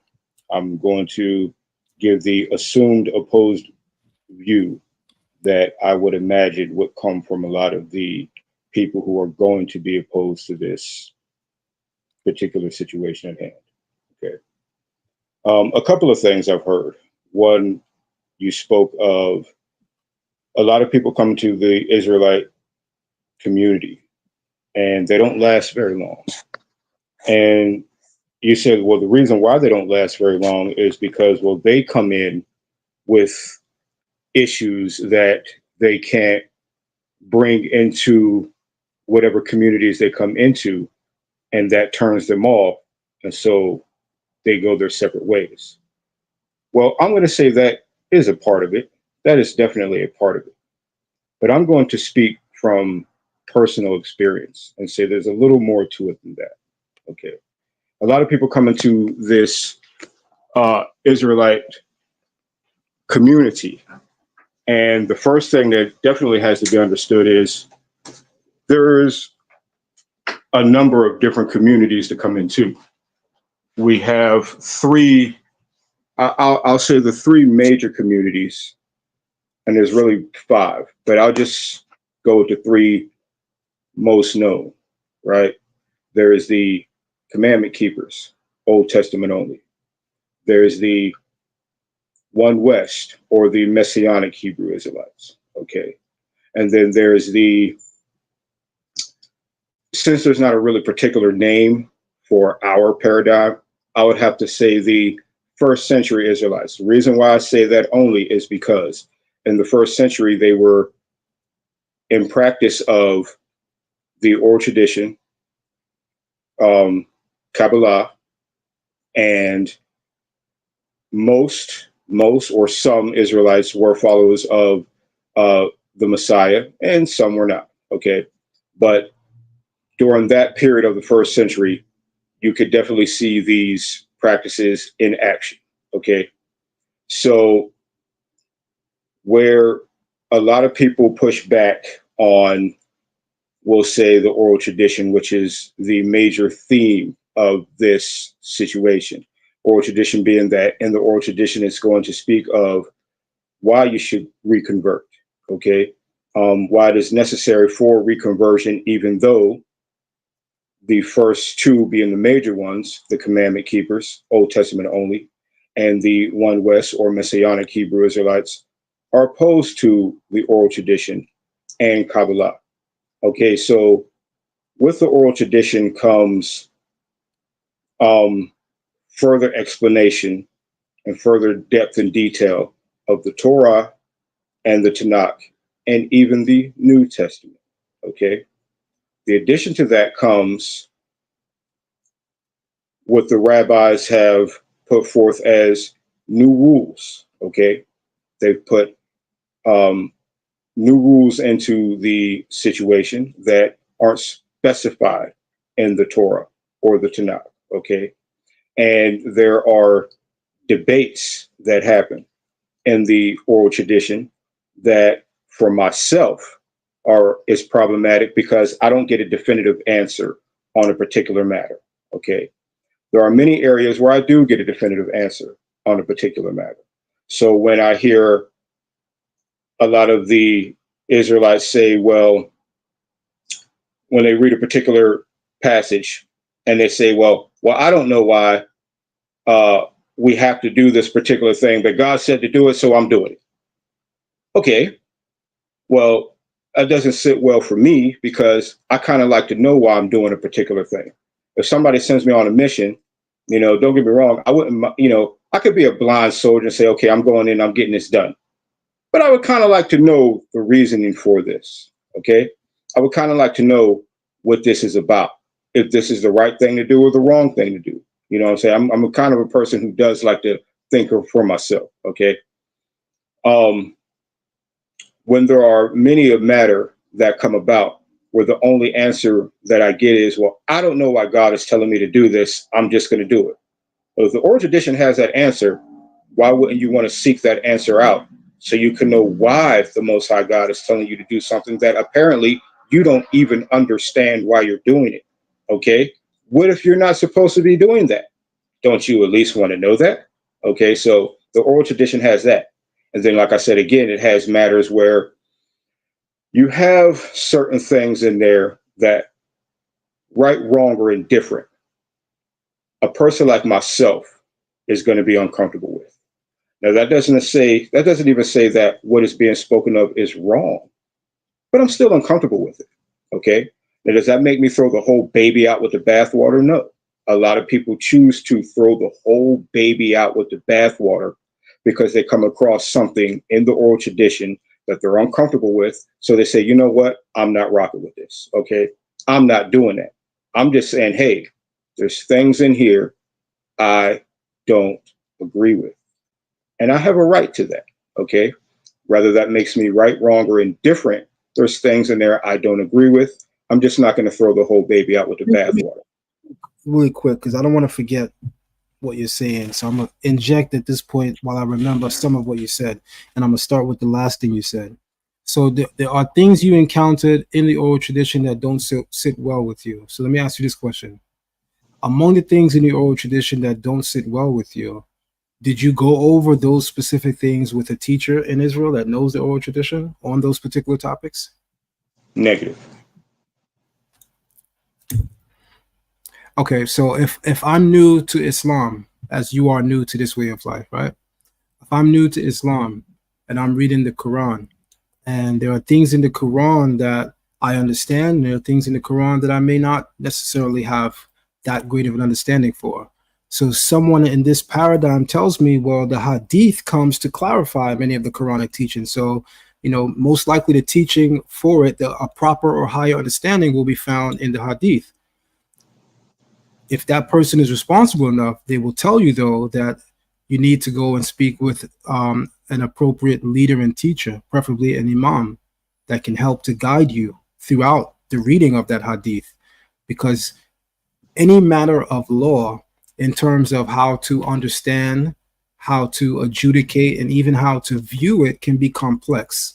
So when you're reading a major body of work like the hadith, or like the Gemara, Talmud, or quote unquote oral tradition, it requires a teacher. So to me, it stands to reason that much of the reason why you're going to have problems reading it on your own is because you're reading it on your own. There have been many people that I have aided and assisted in understanding the oral tradition through them going through it with me. And I want to say 100% of them, I have a leave no man behind policy. 100% of them, after they went over with me, literally said, I never saw it like that. Wow, the first time I read it, I thought it was this. You not only read that passage, but you read the surrounding passages and made it clear what it is. So I have to stop you in this moment to simply say to you that, and this is also for our community, and this also applies to the Bible. The Bible equally deals with complex subject matter. So if we're running into issues reading it on our own, perhaps we also should be reading it with a teacher. But for me, I can't say perhaps.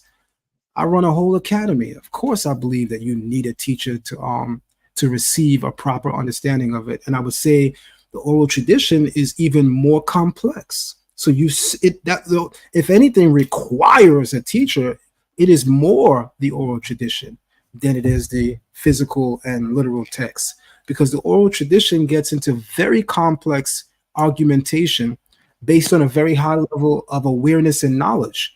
And if you're not there in your studies, Well, of course, you may encounter things you not only disagree with, but things that may be seemingly unfavorable, like, wow, what is this?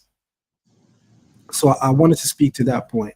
To the point of people coming in and leaving for what could be a myriad of reasons.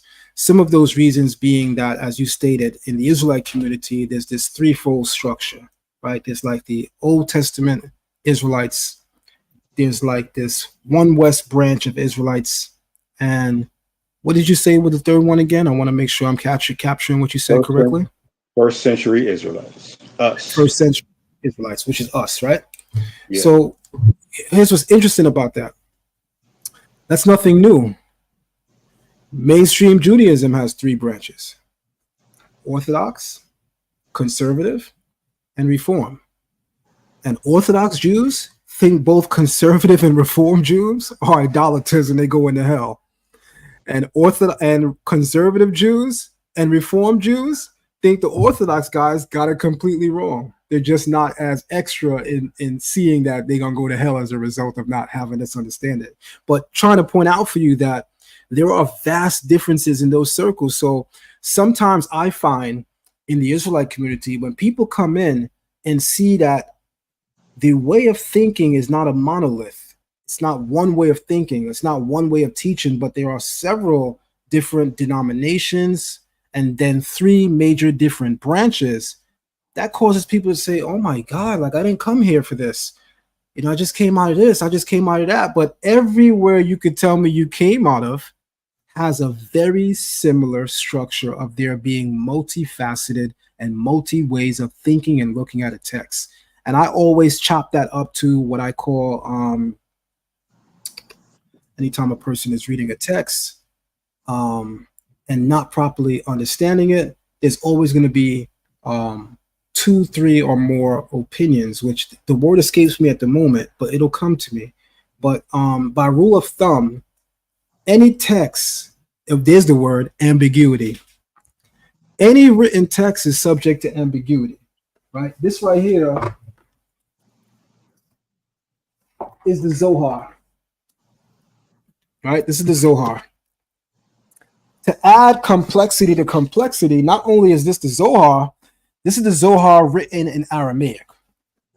So let's get a little complex on this now, right? Most Israelites can't read this Zohar. They'll be able to read this one, which is the English translation. But most won't read the one I'm holding because it's Aramaic. But here's where things get even more interesting.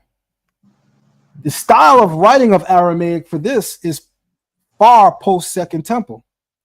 So the structure of Aramaic here versus the structure of Aramaic in Ezra's time has evolved, has changed. So someone from Ezra's time would struggle with this, just as someone from this time would struggle with writings written during Ezra's era. So what I'm essentially saying and laying out for you then is any written text is subject to ambiguity, and that ambiguity can be a number of reasons. It can be translations, which can get complex, or it can simply mean you pick up a book and you read it and you get one thing from it. I pick up the same book and I read it and I get something altogether different. A third person picks it up, reads it, and doesn't see what you or I saw. And the first thing we have to understand is human beings are separated by their way of thinking first. Before it is the way that we look, before it's the way that we dress and represent ourselves in the world, it's the way that we think and express our ideas. So by rule of thumb, scholars acknowledge any written text is subject to ambiguity. So as a result, you should always expect that there's going to be a different way of thinking and seeing things, right? Even the Bible demonstrates that. You have the matter of Moses' cousin, Korach, who died and made you and Aaron the only priests. Last time I checked, we from the same line of Lewi. What you mean, only y'all the priests? Each man pick up his censer and follow after me. And Moses said, homeboy, I suggest you not do that. I'm paraphrasing. And Korach said, first of all, I'm older than you. And Moses said, I got that. But the relationship that I have with the Creator, me and Aaron, is greater than that which you have. I'm trying to help you out here. What are we talking about? Even the Bible demonstrates for us that people of the same knowledge base had different ways of thinking and seeing things. That's why in the time of David, you had some people that were actually ready to crown his son Absalom as king. There were people that were still loyal to him, that wanted to see him as king. Then there was a third party that didn't want either of them, that wanted somebody new.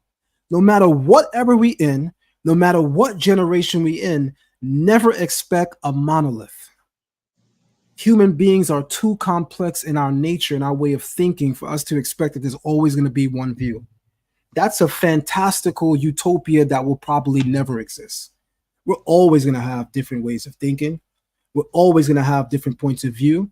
This is why the Bible says the poor of the land shall never cease. There shall always be poor people in the land. And we were like, wait, hold on. You mean in this future utopian world that we may be going to, a world where everybody's righteous, there's still going to be poor people? Yeah. But everybody's righteous, so why would he be poor? Nobody's going to rob him. Being poor is first and foremost about mismanagement of financing. We could all be righteous, but if you decide that you want to buy Jordans instead of putting food in the house, guess who's going to be poor and guess who's going to be well fed? Catch my drift? Definitely. So, okay. Now, what you said, 100% correct. The issue with that is when you're dealing with the two dynamics that you just described, you're dealing with quote unquote black folks of the African diaspora, of the transatlantic slave trade. And you're talking about Ashkenazic Jews, whereas you have three different sects of both paradigms. The difference between the Ashkenazic Jew and the quote unquote black person of America, or even the African diaspora, right, is the Ashkenazic Jew knows himself. He knows his history. He knows where he comes from. They all have one working language, or two if you want to go with the Yiddish as well, right? So they have, we'll say, two working languages, but they're not in disagreement with any of those languages. They agree with them, okay? Now, they may see things in different ways. As you said, no, there's no utopia in which everyone will be on one lockstep, single march. No, that's not going to happen that way. But when it comes to us, we come from hell, okay? We come from, we don't have a name. We don't have a background. We don't have a history. We have slavery, okay? We have the torment, the torture, the obviously the worst thing has ever happened to human beings in history, as has been told to me, as has been told to many others in history. Nobody on the planet Earth has the problem that the African diaspora has, in that we don't have a working knowledge of self. So because we don't have a working knowledge of self, we come from so many different backgrounds and paradigms that for those who are new, who come into the Israelite community, you have to choose one, or you're going to choose one, or you're going to end up in one. You may hear another that says, oh, well, you know, that language you're speaking, well, that's the Yiddish. You gotta rock with the Paleo Hebrew. And then they'll give you a history of the Paleo Hebrew that actually sounds respectable. I have to admit, the history of Paleo Hebrew is hard to argue. The language of Lashawan Kadash, that's a different story. But the history of Paleo Hebrew, hard to argue, okay? There are three different dynamics. With the Old Testament Israelites, I don't see that they soapbox and things of that nature. Do they do works of the community? Absolutely, okay? The communal works that I see the One West Hebrew Israelites do, they're front and center. They're out there. They're in the field. There's no community comparable to the street work and ethic of the One West camps. And that's why I always tell people, when you offer a word of critique to talk about what they're doing wrong, you need to first step up to the table and at least meet and measure what they're doing right. We'll continue. So when you're talking about that aspect alone. A person like myself who has recently become very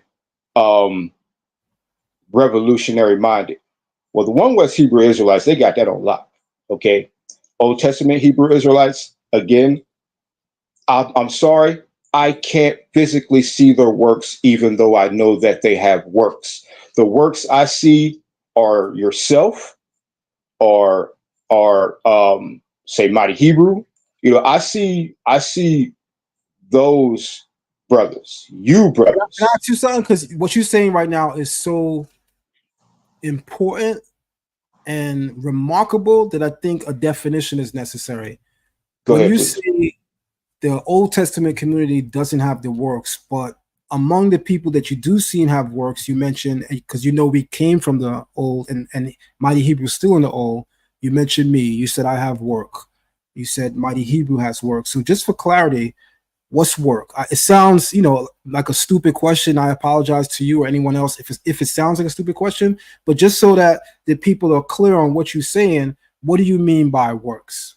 Okay, so what I mean by works is when most people think of the Hebrew Israelite, they're going to think of the One West Hebrew Israelites because they're more front and center. Does the Old Testament Hebrew Israelites have works? One, absolutely. There is no American Hebrew Israelite dynamic without the Old Testament Hebrew Israelites, period. Every other Hebrew Israelite that exists in the quote unquote African diaspora come from Old Testament Hebrew Israelites. It is a 100% fact. It is undeniable. We can stop the cap. We can stop playing any games. What I mean by works, quote unquote, is when I go somewhere. First of all, I didn't know there was a such thing as a Hebrew Israelite until my late 30s. That's just life, okay? But when I go somewhere, if the first thing I see when it comes to an open market of Hebrew Israelite work is the One West Hebrew Israelites over the Old Testament Hebrew Israelites, the first thing I'm going to ask is, okay, well, where are they other than their particular synagogues or temples or what have you? And what are they doing? Okay, where are they and what are they doing? Now, can I find these things? Of course. Why? Because a person like yourself and Mighty Hebrew don't put your work in unless you haven't A, been trained to do it, B, been experienced in do it, and C, know how to do it. The only way that comes is you've been in the work, period, because your predecessors have already been doing the work, have taught you how to do the work, have given you the examples of the work, and now you're following in their footsteps. What I'm saying is, other than persons like yourselves who are more on the front lines, you're a frontline Israelite. Now, the Hebrew is a frontline Israelite. One West Israelites are frontline Israelites. All I'm saying about the Old Testament Israelites is I don't see a lot of front line work. You know way more than I know. So this is just my outside newcomer observation. I'm a newcomer to the game, okay? So this is just my observation. You can give more depth to that than I can, of course, but I'm giving you my honest, observative assessment of the situation. Okay. So when pause there for a second. I want to jump in on that. All right. Go ahead. So I gotta work with me here because you know I come from the Old Testament community, so I'm not gonna say I'm gonna trod lightly because we are of no respected person. So I'm not trodding lightly, but I do want to take a quick breather before I say something. And I don't mean to laugh, but I mean I mean to be very serious. I say this in our classes very, very often, and I don't always get an opportunity to say it publicly because a conversation doesn't happen that gives me the opportunity to bring it up. I'm a very methodical person. If I'm talking about one thing, I'm in that area. So if and when an opportunity presents itself, like right now, then I'll address anything.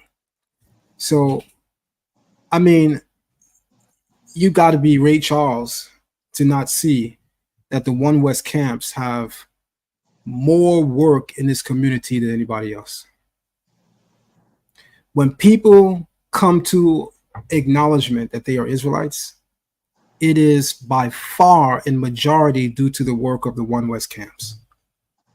This is why I have a strong policy of not attacking fellow Israelites. It's a thing called humility, and it's a thing called respect for people's work. The humility part tells me that they're doing the work. I can see that they're doing the work. The Creator, whether I like it or not, whether you like it or not, whether we like it or not, is working through us all in one way, shape, or another. So what authority do I have to arrogate to myself that I need to make a public video making my brothers look bad for things that I disagree with them, mostly behind closed doors?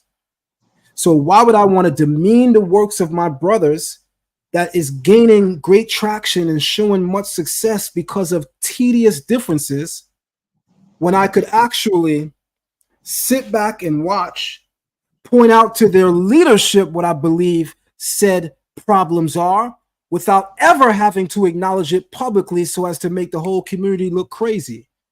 So I say that to say, you got to be Ray Charles to not see and acknowledge that the One West community at this point is at the forefront of spreading awareness of who we are.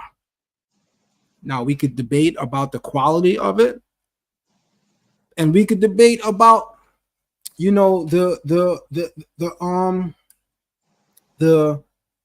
gonna keep it at that. We could debate about the quality of it, but what you're not going to debate is the impact of it.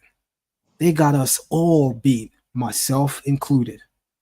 So to the point of the Old Testament community doesn't have works, I don't know if I could come out and say that, but if I was asked to compare, then yeah, I gotta say the One West community's got them beat by far. It is what it is. But I can't say that they don't have work. But what I would say to the Old Testament community is it's the quality of work that people are probably gonna want to see an upgrade, because the Old Testament community has amazing initiatives like food drives. They go out and they feed the poor. The Old Testament community has great works like putting together community-based events for Israelites that's open to the public. Where Old Testament Israelites can approve, and you got to be an arrogant son of a you-know-what. If I'm offering you words of improvement and you mad at what I'm saying, I just had to say that. Where the Old Testament community can improve is in taking this message and bringing it to the forefront more. If I were to be brutally honest, and in fact, I'm going to be brutally honest. Why do I say that? Because in the Old Testament community coming up, I would always hear that to behave a certain way and move a certain way as an Israelite is to be playing church. People who only showed up on church for Sundays, we call them weekend warriors. And we shouldn't expect more from them because after all, they Christian and they in the church. But let me say this respectfully. If you are Israelite, worse yet, an Israelite leader, and the only time we see videos from you are on Shabbat, you might be a weekend warrior too. Now, what I want to say is I have to put respect on what you just said. There are especially two major pillars in the community that I have to put respect on their names. First being Chief Prince Nasik Zerishadai Ben Yehuda of Beit Da'at Hakmabina. Beit Da'at Hakmabina. Chief Prince Uziel Ben Levi of Beit Da'at Hakmabina. Okay. Two pillars, right? Hold on. I know you're not going to continue and don't say Shema Israel, headed by Nasi Gadol, Chief Principal. I know you. I mean, if that's what you was going to do, you're going to do what you're going to do. But I want to make sure that they're acknowledged as well. Apologies. Okay. Again, you're deeper in these waters than I am. Whereas I know of, you know them. So there's a difference between that. There's a difference between knowing of and knowing them. You know them, I know of. Okay. Just like the other branch of the Akaf Mabina that is in North Carolina, right? There's also no. I know why you're saying that, but so no, they're an actual older congregation. So you're talking about the Hebrew family of Charlotte. They're originally a congregation called B'nai Adat, and they're a much older congregation than both DCB and Shema, even though members of DCB and Shema come from that school of thought and were also there back then. But as a school of thought, the Hebrew family of Charlotte come from one of the oldest Israelite institutions, which B'nai Adat is among them. Bars. Again, you know them, I know of. So let's be real about it. It's what you said, right? I would love to see the Old Testament Hebrew Israelite community on them streets banging the same way I see One West Israelites. You know what I'm saying? As far as obviously not the same way, but certainly with the same force and the same energy, because the goal is to get our people and bring them home. The only way you're going to do that is you got to get out there, you got to speak it. And for real, that includes myself. Can't talk about it if I ain't going to be about it. I have conversations with people in the streets. I don't soapbox, okay? Soapboxing is a big deal, okay? It takes a certain pair of avocados to soapbox, okay? You got to get out there and you got to put yourself out there and be willing for any and everything that comes with that, and a lot comes with that. The One West community has over the decades built a strong They built a strong organization of people who will do that, can do that, and do that. Okay, so I put respect on them for that. Now, oh yes, and definitely have to put respect on the fact that I hear Chief Uziel all the time saying, okay, well, this weekend or this week we're going to do the food drive, or et cetera, the works that the Old Testament community does do. But what I'm talking about and what we're talking about is getting out there and really bringing this message hardcore to the community, whether they're received good or not, because let's just be honest, we ain't going to be received good regardless. Okay, which brings me to my next point. All right. Hold on. Before you move to that point, I wouldn't be real if I didn't acknowledge this. So one of the congregations that we mentioned, Shema Israel, they have taken to the street. I'm not sure if they're still on the street because I don't follow everything that they do. But the last time I checked, they have been on the street. They've been on the streets since about 2018-ish.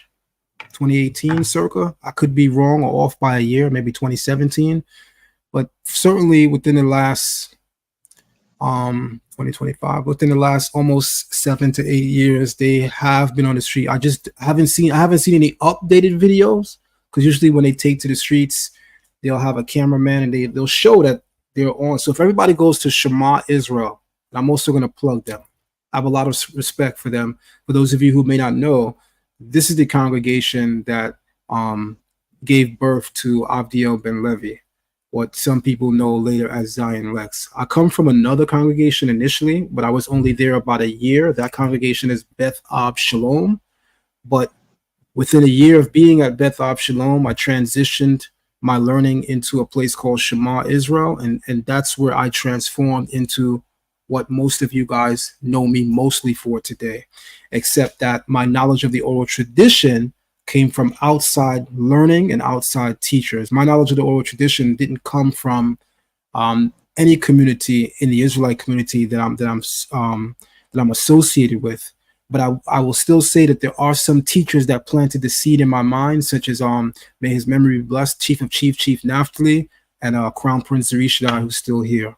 But to just say this before you move on, and I'm loving where you at, by the way, I'm gonna be honest, because I mean, if we can't be told how we can improve, then the only thing we talking is arrogance, right? And as humble people, we should always be ready to accept critique, just like how we're ready to accept honor.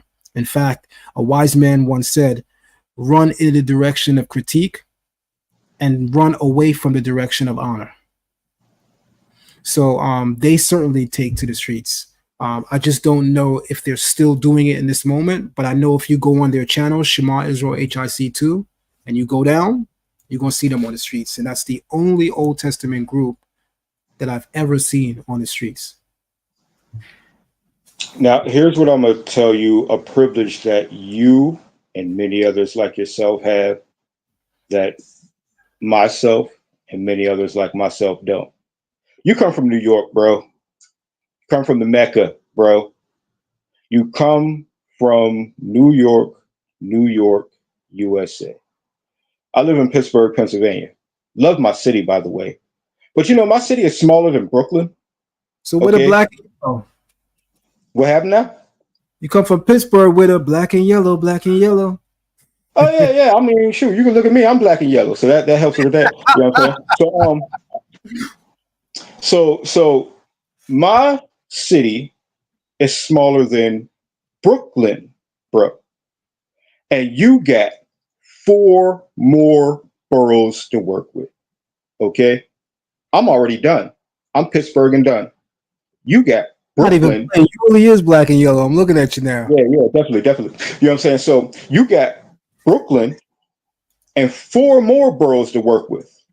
The access, the opportunities, the everything that New York City alone has to work with, as opposed to the rest of the United States of America, really isn't even fair.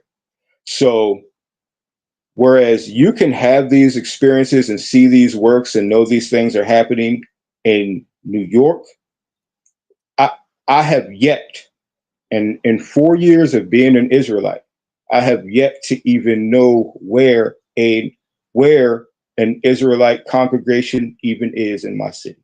And trust me, I've looked, obviously. Okay. That's just in Pittsburgh.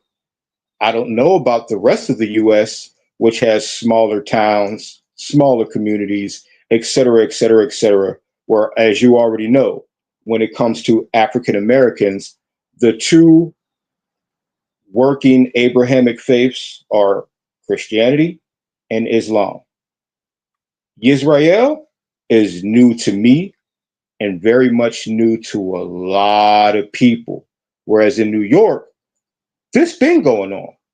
In New York, this ain't nothing new to y'all. Y'all been doing this. It's really about who's with it and who's not. It's about who accepts it and who doesn't. But at least y'all are more than aware of it. Persons like myself and many other people are across the country. Israel is new to us. We're not aware of it.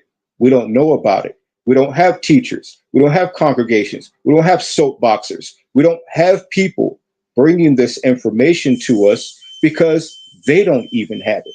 Okay? It's only through social media in the past, 15, 20 years that Israel has really spread cross country as most powerful as it has, because most people don't even know that it exists. Okay. So when you have that situation, it makes it a lot more difficult to find these activities going on when most people don't really know about them. Okay. So when people come into this community and don't last very long, they're dealing with a number of things. Another major thing that they're dealing with, okay, is what was brought up earlier between yourself and Nasika Hadassah, okay? We're talking about African spirituality versus Abrahamic faith, right? And so you're bringing these two paradigms to the African diaspora, a people who have been beat to dust for the most part by white supremacy, okay, on a myriad of levels, for a myriad of centuries, in a myriad of ways, okay? And so now, when you have this option of who am I, where do I come from, what am I doing, and where am I going? I have option A, Abrahamic faith, who the main people that run these communities are either in Islam, you have the Arab community. In America or in parts around the world, you have the Caucasian community when it comes to Christianity or anything in that nature, right?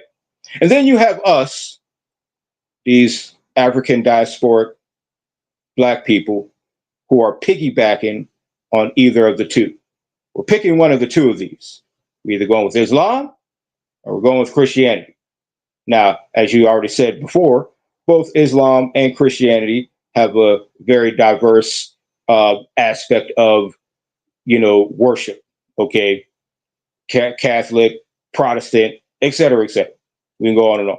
And then there's, of course, Sunni Muslim, Nation of Islam, et cetera, et cetera.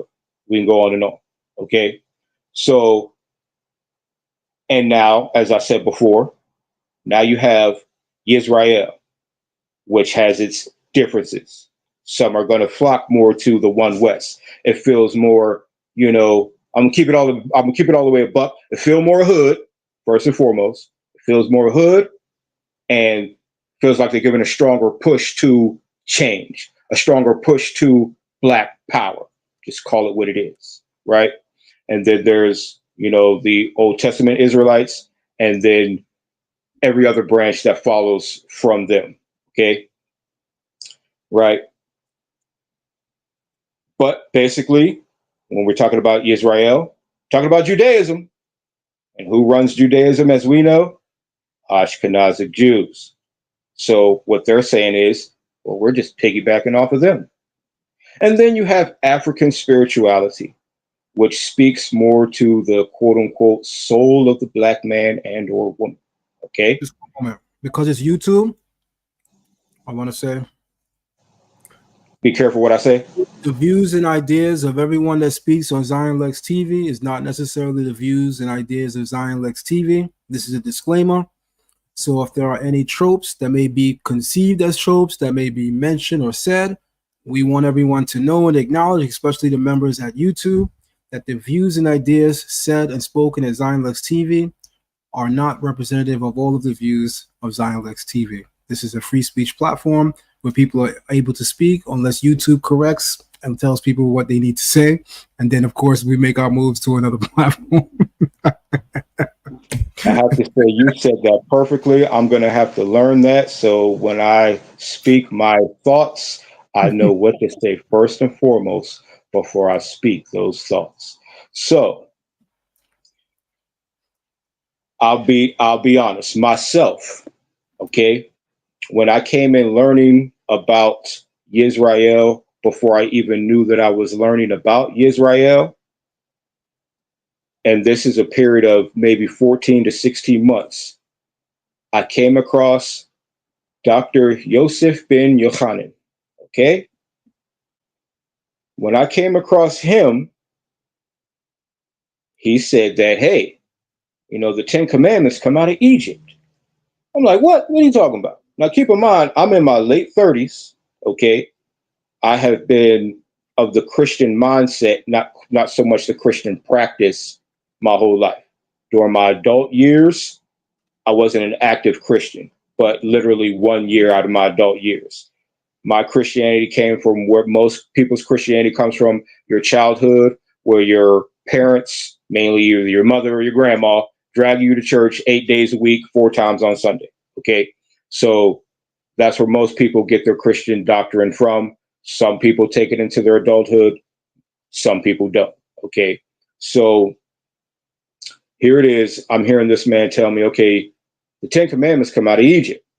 So I look that up and I see that it does, right? Now, what I don't do is I don't humble myself and I don't be patient and I don't do what you said earlier, which is find a teacher. Another thing about the teacher thing, many people don't have access to that. Because when it comes to the oral tradition, it's already bad enough that most of these paradigms, most of these segments of Israel don't deal with the oral tradition. The ones who actually do deal with it are biased about it. And then there's not somebody who is actually into it or following it or practicing it that is going to give them an honest and truthful and in-depth study of it, where most people would have to go, where they don't want to go, to the Ashkenazim. They're not going to want to go to the Ashkenazim to learn how to do something that they're already in disagreement with anyway, because now you're shooting with two guns at somebody who ain't trying to get shot at, period. Okay? So that's very problematic when it comes to... I'm sorry? And of course, we're speaking figuratively. Exactly. Okay. You know, like you said, when I come across something in the oral tradition that I don't agree with, and I've come across a few things that I don't agree with, keep in mind, I've come across more things that I do. I've only come across some things that I don't. Okay. When you say, well, what you need to do is you need to find a teacher to sit them down, to sit you down and teach you this. I don't have direct access to that. I don't have direct access to a teacher who can say, okay, well, I see what you're seeing here. Let me take you to what this is, et cetera, et cetera, et cetera. We can break this down, et cetera, et cetera, et cetera. Give me a better working definition and understanding of what it is I'm looking at and don't agree with. Okay. So that's another major problem when it comes to the oral tradition. You only have so many sources of which to learn this from.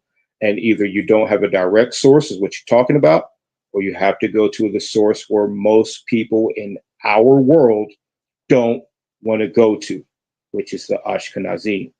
We don't want to go there and learn that. I can go to an Ashkenazic rabbi, because they have plenty of those out in Pittsburgh, and I can sit down and I can learn the oral tradition.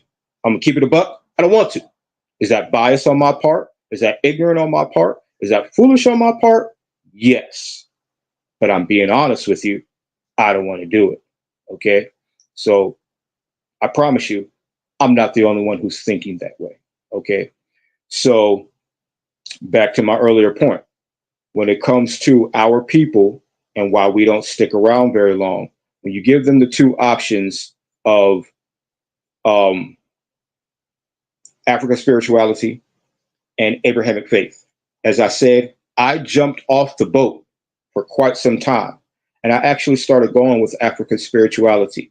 It took the Most High wringing me by the neck, you know what I'm saying? Putting his great spin on my thinking to say, hey, you're going down the wrong river. First of all, I'm going to put you on the right path. Second of all, I'm going to punish you for going down the wrong river. Okay. And then that's the third thing, right? A lot of people get off of this boat or stop following Abrahamic faith, or Yisrael rather. Yisrael. Let's keep it at Yisrael. The judgments of the Most High God are overwhelmingly extreme. Okay. I said there's things in the oral tradition I don't agree with. There's things in the Torah that I don't agree with. Okay. The Torah is an extreme body of work. The oral tradition is an extreme large body of work. The Torah is an extreme body of work. Okay. There are things in the Torah that are a major turnoff. It is a fact. Okay. One of those things being slavery, another of those things being the judgments of the Most High God. Okay. These judgments are extreme and they are a turnoff. Okay. So when most people who are new to this come into this, when I hear that, oh, the reason why I'm in slavery it's not simply because of the whole act of taking people from Africa, making them slaves, etc., etc. This is just a horrible event in history that happened. We hope it never happens again, and blah, blah, blah. Negative. I'm hearing that my God that I serve and worship did this to me. The God that I serve, worship, pray to, sacrifice to, humble myself to, is the one who put my ancestors in slavery and myself in slavery, because I understand I'm not free. That's a story for another day. But Firstly, I want to say something to you too. I can agree that there are things that we read in the Bible at times that make us second guess the writing. That's a fact. I used to wrestle with how harsh certain judgments are, especially now as a father and having a family. Absolutely. But I'm in a very secure place at this stage of my learning where I accept all of the Torah and all that she affords, you know, her statutes, her decrees, her laws, and her judgments. So, I mean, what you point out is something that is a reality. There are people that feel the exact same way at one time, even myself. So could you give us just 2 examples? That way we try to cover a little ground. 2 examples of a judgment in the Bible that is disagreeable for you because it's too extreme, or for whatever reason it's disagreeable. So I want to know what those 2 judgments are. Why do you have a problem with them? Like, what is your problem with them? And for what crime are they judgments of? Let's go with one of the more, or I could even say, probably the harshest judgment that I see, right? And you could really say captivity is, but let's just go with let's bring it to a finer point here. If a young woman who is the daughter of the high priest is found not to be a virgin on her wedding night, she is to be burned alive. Now, I don't know about anybody else, but I would think that A, burning anybody alive is terrible, and B, to burn one's daughter alive, A, and a member of the community, B. Because let's just keep in mind, yes, she's the daughter of the high priest, but she's been a member of the community for apparently 18 years. People know her. People are her family members. People are her friends. People know this person, okay? And here it is, for whatever the reason, she is not a virgin on her wedding night. Sometimes things are intentional. Sometimes things are not. Accidents, even though we can say if this is an accident or not, accidents happen. People find themselves at moments of weakness, whether they meant to or not. People find themselves in moments of weakness. The body is a physical machine that is wired for desire, period.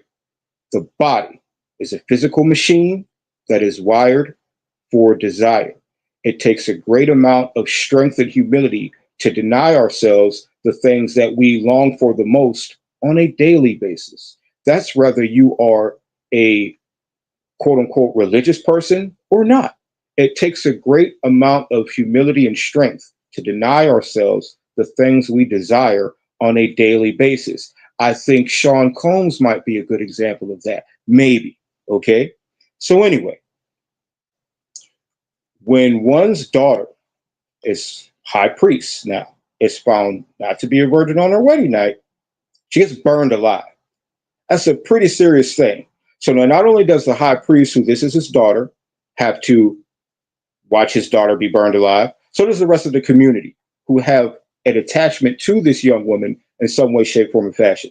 That is traumatic, fam. You are going to be traumatized by that if you're a human being at all. That is a fact.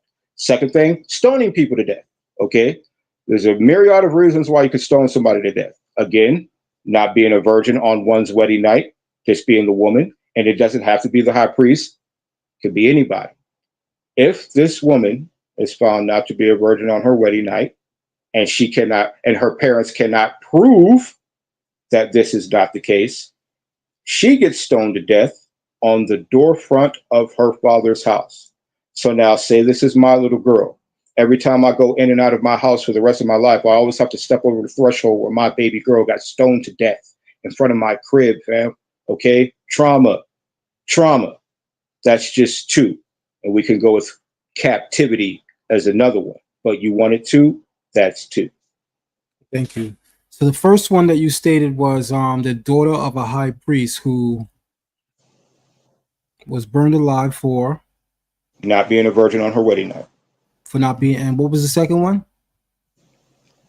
Well, stoning. That, you stone people to death for a myriad of reasons, but I only used one example, which again is not being a virgin on your wedding night for any young woman.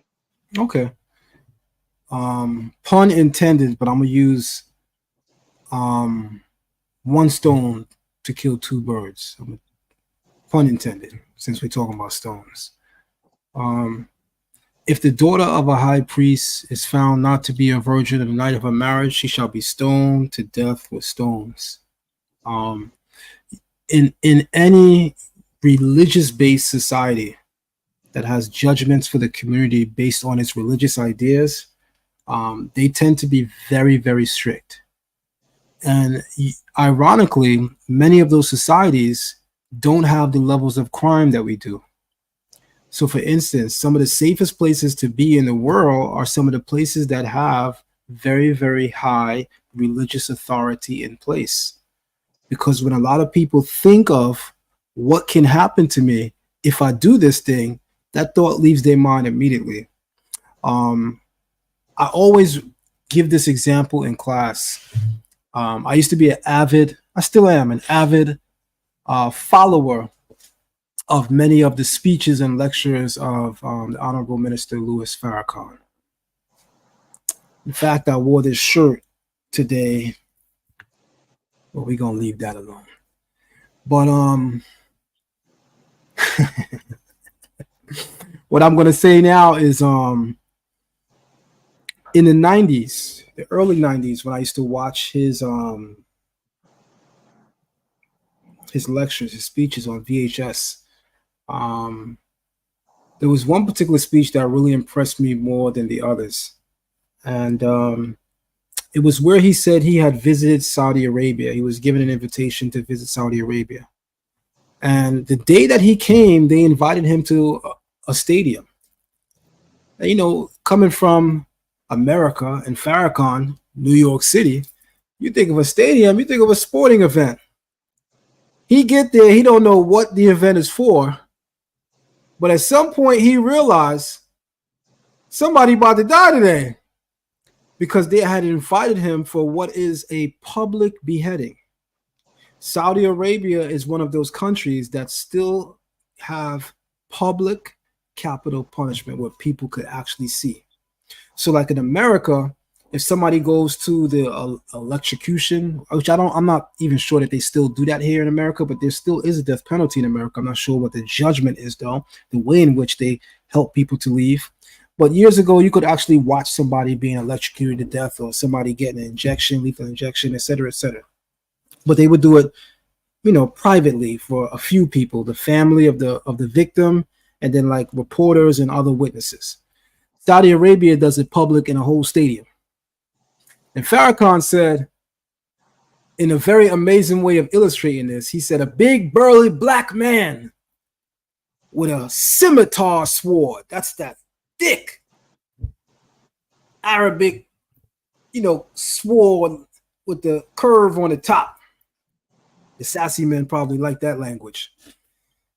And he said, this man held up that scimitar and read the crime of the person about to be separated from life. And he said, when that man's hand went up, all of the audience said, Allah, what? God is great. That hand came down and that man's head was separated from his body. Farrakhan said, when you look around in the crowd, you could see the look on people's faces that this thing had seized and gripped them in spirit. And he said, I can guarantee you, every single man in there, because the particular guy's sentence was there for rape, any guy in there that had an idea of raping or touching somebody, that idea left his body completely because of the grossness and serious nature, graphic nature, in way in which he just witnessed this person died.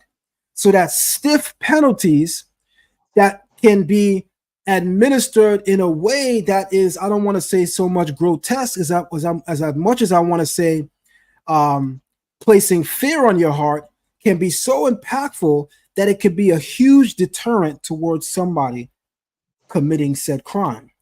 So the Bible certainly has very stiff penalties, and they are chiefly and mainly in place to serve as a deterrent.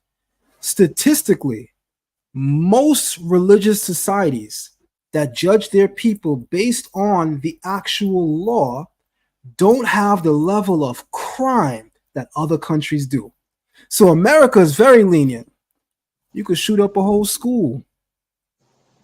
Say you had a bad day and your name is Timmy, and they treat you to Wendy's, give you a couple Prozac, and you back on the block in 6 months to shoot up the next school.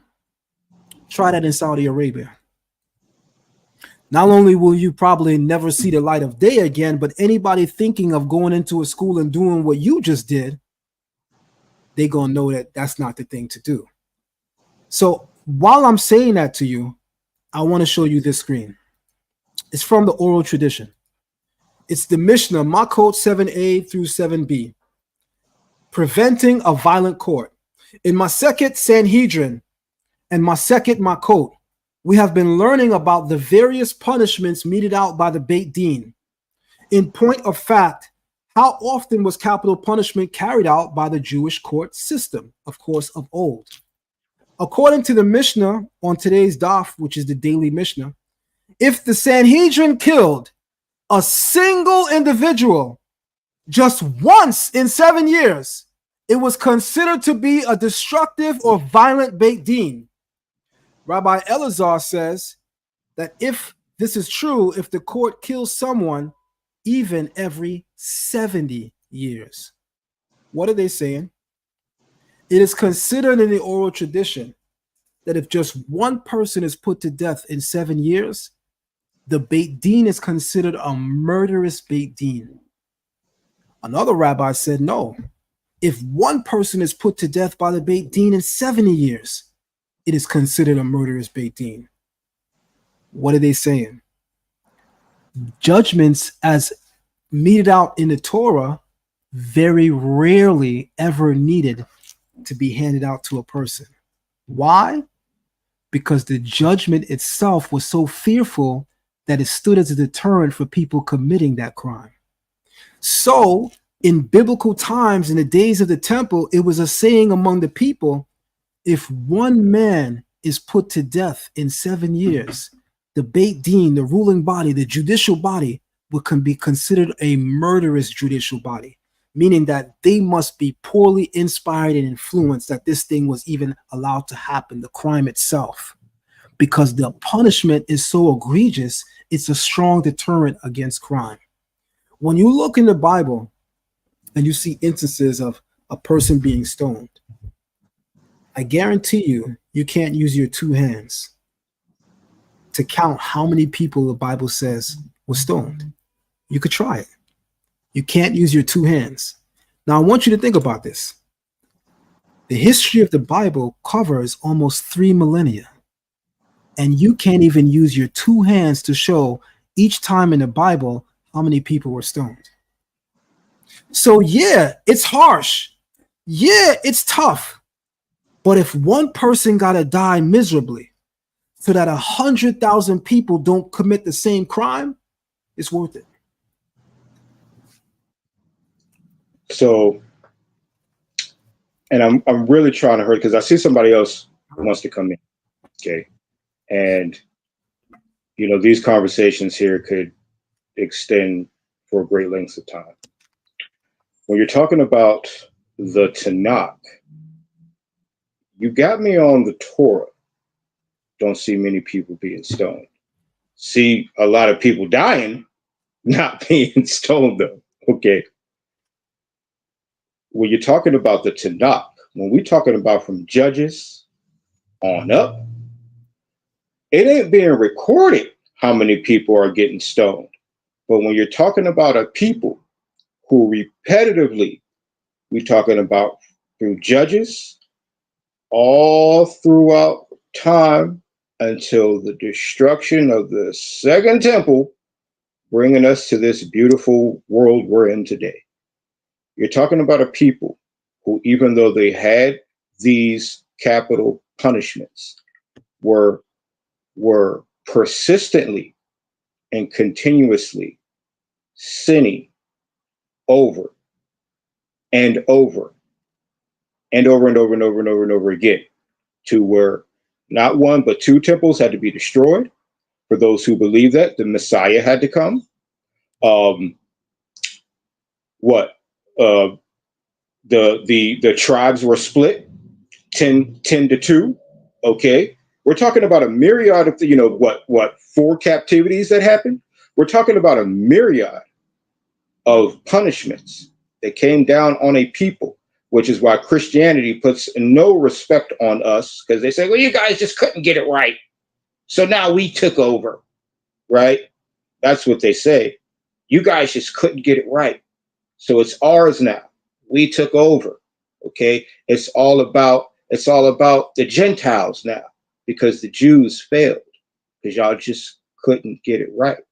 It doesn't record how many people, and I would assume several people was getting stoned and or heads cut off, and or the myriad of, there's a lot of different types of judgments that come with the Torah.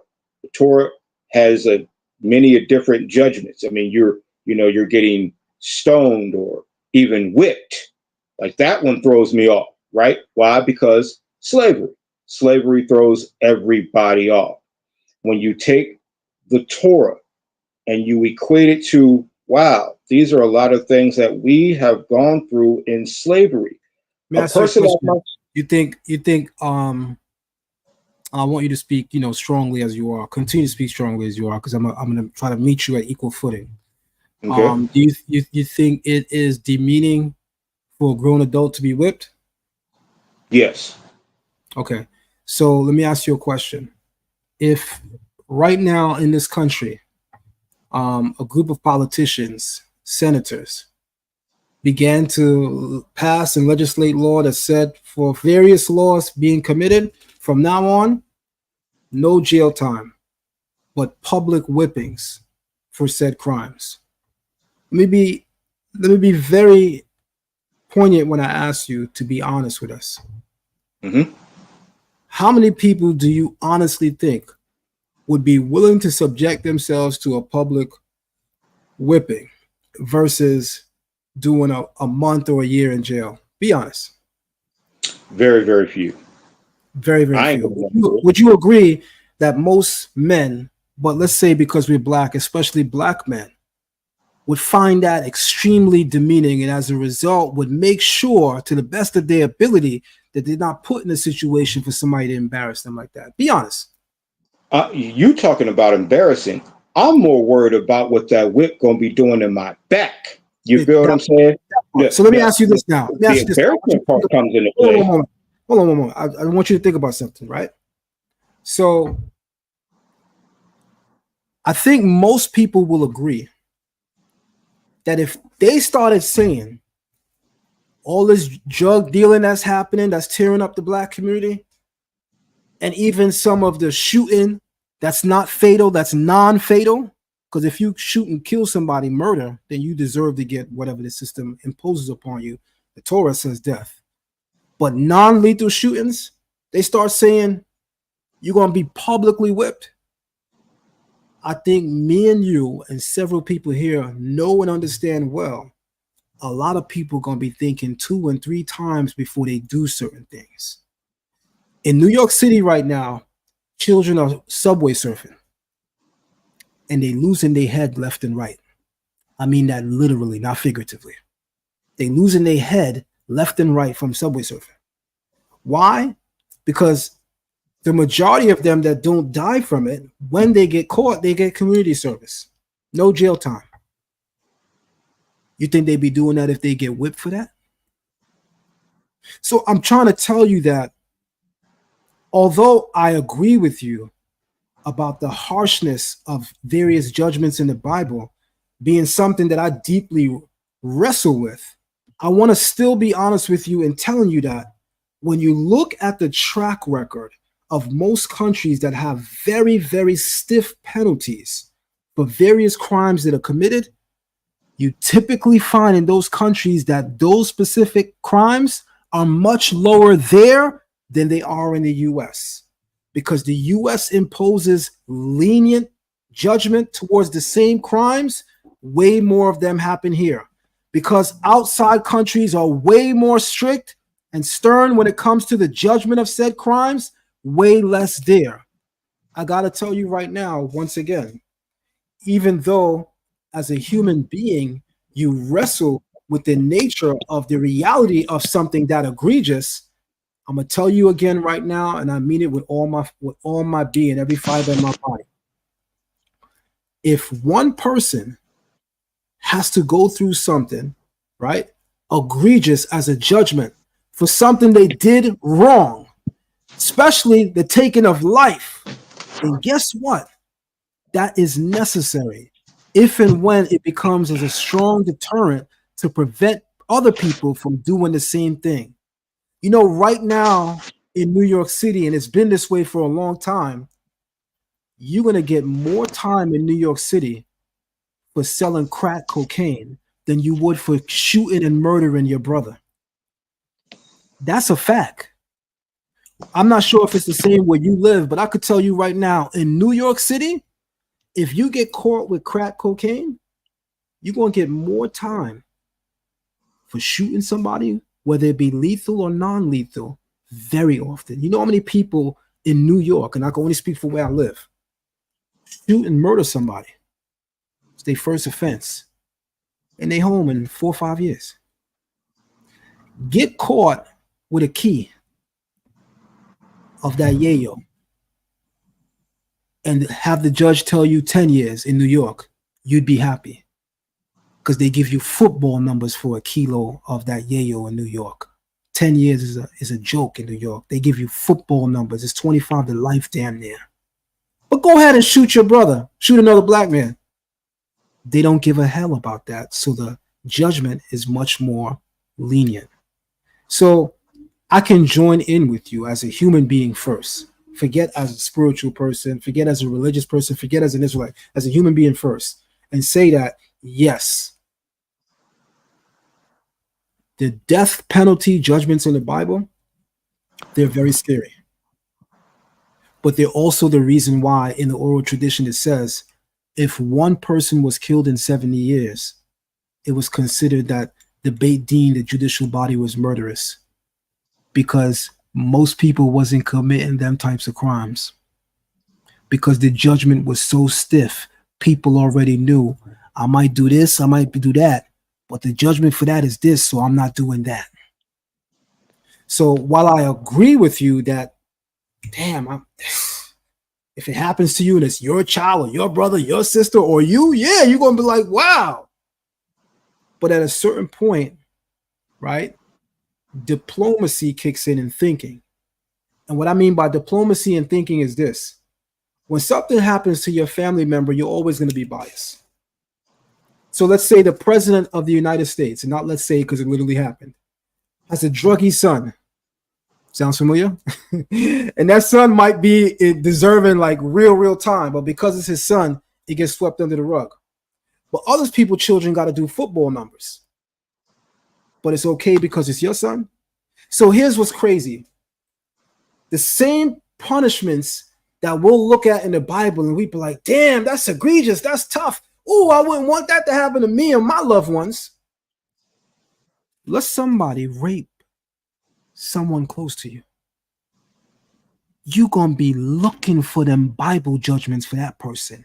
I know that in my heart and in my soul, that every single one of y'all that's looking at the screen right now, like, ooh, the Bible is crazy.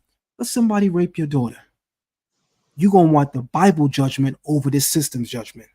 We all know that. So what I also want to say in this moment is we got to be honest with ourselves.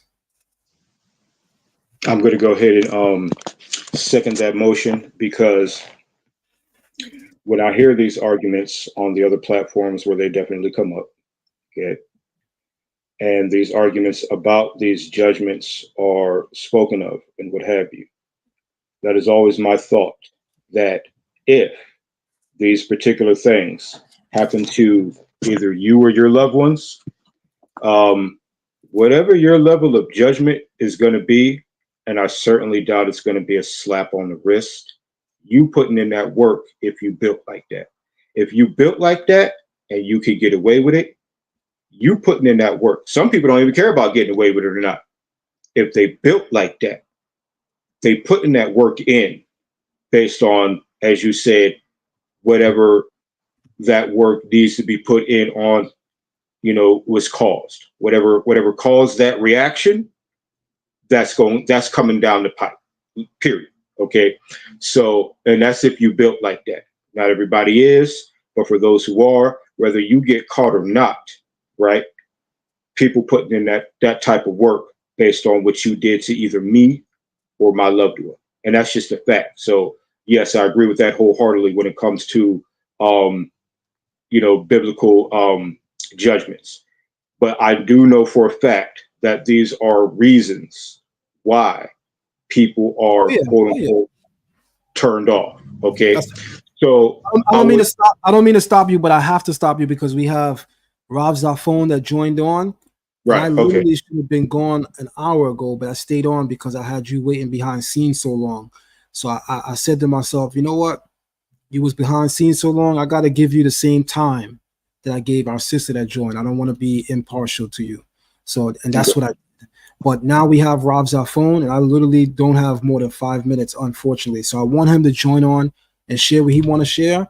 But I want to thank you so much for what you said, because one thing I tell you in the classes, and I say to you privately, and I now have the opportunity to say it publicly, you play a mean job of devil's advocate, in that you ask the hard questions. You ask the hard questions that a lot of people are thinking but don't want to say. And for that, your value is like beyond value, because you're going to say what people be thinking, and they're going to say to their man, they're going to say to their friend, but they're not going to come on this platform and say it out loud. So I want to say before you leave, thank you very much just for being who you are. I appreciate that about you. That don't mean that we always will agree, but I appreciate the fact that A, you're not a yes man, and B, you're going to raise those questions that people are thinking but afraid to say. Torah. All right. Rob Zafone, it's on you. Shalom, thanks. Really not gonna even take that much time, but first I want to say shalom to you, Nasi, and shalom to the family. So I was listening to Brother Ron, and some of the stuff that he was saying, I completely understand where he's coming from. But one thing we always got to recognize and realize, and it kind of ties into the subject of the live, where with that wonderful announcement, right, about the status of our people being recognized from, you know, rabbis that look like us and stuff like that. But we got to remember, we are children of a diaspora, right? Where we've, especially in America, or like our people say, Babylon, that system where people, they grow up and they're used to their laws and regulations and how they pacify certain things and make other things like and put other things in the spotlight, right? And which is completely goes against what our Torah system is based off of. So I completely agree that if we grew up, look at things from the lens of Torah and realize the judgments for the actions that we take, if they're especially wrong actions, then more people will be less likely to commit those atrocities. But it's because we are coddled in this country, or we see people get coddled in this country, right? In other countries that are similar, that have a similar system, we look at, okay, the risk and the reward factor, where we could take this risk, and if we do get punished, certain people get a slap on the wrist, right? And stuff like that. So I think this American system has sissified a lot of us to the point that now with the ones that are awakening and then see the reality of what our system should be, they get a little put off. And, you know, that's something that we need to address first within ourselves, but also within the community, because it is a deterrent. The other thing about the oral tradition is, yes, the oral tradition really is a game changer if you have the right knowledge or teacher behind you, right? Obviously, you know, me and you and I, excuse me, spoke behind the scenes. I had a bunch of questions in the beginning, didn't understand, but you were able to elaborate and show me how it ties into the Torah, right, in itself, and where it's coming from. And then on top of that, we have those wonderful rabbinical courses. So for a brother like Brother Ron, who I know attends a lot of classes, I'll still challenge him to say, hey, if you want to delve deeper, join the rabbinical courses and learn from, you know, Nasi, because with that, your understanding will multiply, and you probably wouldn't have the same questions that you have now, right? And I'll challenge anyone to do that, because like you said, the access to people within our community is very limited, and some people don't feel comfortable going outside to other communities to find those answers. The only way we change that is if we have more of us in our communities to lead our communities spiritually, right? So we need everyone to, you know, who's willing, get on board, join the classes, and be that pillar in the communities that we need, so that way we can have those look towards each other for those particular answers. And the very last thing which is, I just want to say this: Yeshua, the example of Yeshua, he died as a martyr, right? His punishment was to take on all our sins. And then we see what happened when he took on all our sins. He died, and that led to a lot of other people who didn't believe to start to believe. So again, sometimes the punishment in itself can be an awakening as well as a deterrent. And one of the greatest examples that we have within the text is Yeshua. And I'll leave it at that. That is so powerful. Thank you so much, Rav Zafon, one of our newest rabbis here at Learn Torah Hebrew Academy. Also, I want to say congratulations to you publicly on this platform for becoming a rabbi. And I just want to remind you that we need an interview with you very soon as we can get one from you. Okay. All right. Well, we'll touch base with that, and we'll set it up. I would love to do that and you know, just address the community and let them know who I am and what led me here, as well as your influence in my life. So I really do appreciate that. And I really appreciate that. Thank you so very much, Rav Zafon, for joining, and thank you for patiently waiting to join in the conversation. Have a great Shabbat, and hopefully I'll see you this evening in the Shabbat in our rabbinical class. Okay, Shabbat Shalom. All right, Shabbat Shalom. All right, family. This has been a very, very powerful live stream. If you have not supported the platform yet, now is your opportunity to. You can support the platform by sending a donation via chat app, via Cash App at $Zion Lex or $Learn Torah. With your help, we can continue to open up shop here during the week, during the day, or during the night, and hold these amazing podcasts that are clearly illuminating and edifying for the community. I want to thank Morey Ron Shivat for joining at the tail end and adding and making such a powerful dialogue with the amazing questions and points that he raised. I want to also thank Nasika Hadassah for her poignant and always very, very eloquent way of thinking and seeing the Torah, our culture, and just our history. And I also want to thank our listening audience for tuning in. I want to thank our moderators for being here. And I want to say, in the words of our brother that was here last, Rav Zafon, and speaking of the Mashiach, that he said something very powerful that the moment he said it, I said I need to say this publicly. He said that, when you consider it, the Mashiach died, right, for our sins. And for people who don't believe in Yeshua as the Mashiach, I will say to you that whether you believe Yeshua is the Mashiach or not, Isaiah 53 clearly describes that a messianic figure would die for the sins of the masses and multitudes of the people, and that through his death we would live. So the judgments in the Torah, the death penalty, the capital punishments in the Torah can be harsh. But if somebody needs to die so that millions more can live, then that's a necessary consequence. And this is a very powerful idea. I hope that everybody gleaned. I hope that we all learned. And this is the reason why I ask you guys to support what we do here. I don't personally think that anybody does it quite like we do. I could be wrong. If you see merit in this platform, then I see you supporting us. On that note, everyone, have a great Shabbat. I hope you all have a great day, and shalom, peace, and I'm out.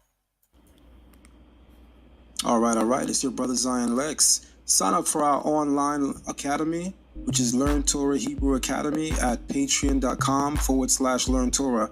There are several classes that we offer. We offer a Biblical Hebrew 101 class for beginners. We have a Biblical Hebrew 102 class for people who are a little bit more advanced. We also have a weekly Torah class. We also have our Patriarchs of the Covenant course, our Matriarchs of the Covenant course, and a bi-weekly rabbinical course. All of these courses can be found on Patreon. Again, that's patreon.com/Learn Torah. You guys were definitely in for it. It's a very invasive class. All of our classes are deeply invasive and very, very meticulous to the T when it comes to understanding the culture, the heritage, and the history of our ancient ancestors. So sign up for Biblical Hebrew at patreon.com/Learn Torah. I am your brother, Zion Lex. Shalom, shalom, family. This is your brother Abdiel Ben Levi, otherwise known as Zion Lex. Go to Amazon and purchase all of my books. Type in my author name, Abdiel Ben Levi, or you can also type in Zion Lex. There you'll find some of my earliest books and my latest works. It was written and engraved. The DNA of Sound, The Star of David Controversy, Ancient Kemet on Trial, Patriarchs of the Covenant, Matriarchs of the Covenant, and my two foremost books that are critically acclaimed on Amazon, and even one has become a bestseller, and that's going to be the Messiah Codex Volume 1 and Messiah Codex Volume 2.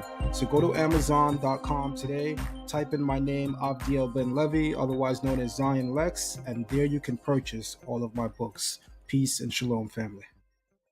I was personally very amazed by your level. I was not judgmental at all. I did not knew. But what I've seen today in many yeshiva that I put my legs where I went through, many are not at your level at all. And I will really say to all the people who study under you to believe that they have a real master. Because the way you receive us, the way you explain the Torah, the fire you bring through your explanation, it's like a stamp on the fact that you are a real one, a real sage. It will be my honor to share, to talk more about Learn Torah Hebrew Academy. All right, perfect. So again, it's amazing to be here with Rav Zion and just, having this conversation. And the conversation is great. It's also, I also feel like it's a gift for me as well. Like there's so many deep and amazing insights that Rav Zion brings out, and it gets me thinking. And when I look back on these conversations, on YouTube, I hear a lot of the things he's saying again, and it's like, wow, that was really deep. And I talked to other rabbis too in our community, and they were like, yeah, I saw the thing you did with like Zion. It's like, and I was like, yeah, it's like, they're like, he knows a lot. And I'm like, yeah. Like, but like they said, he's like, he knows a lot,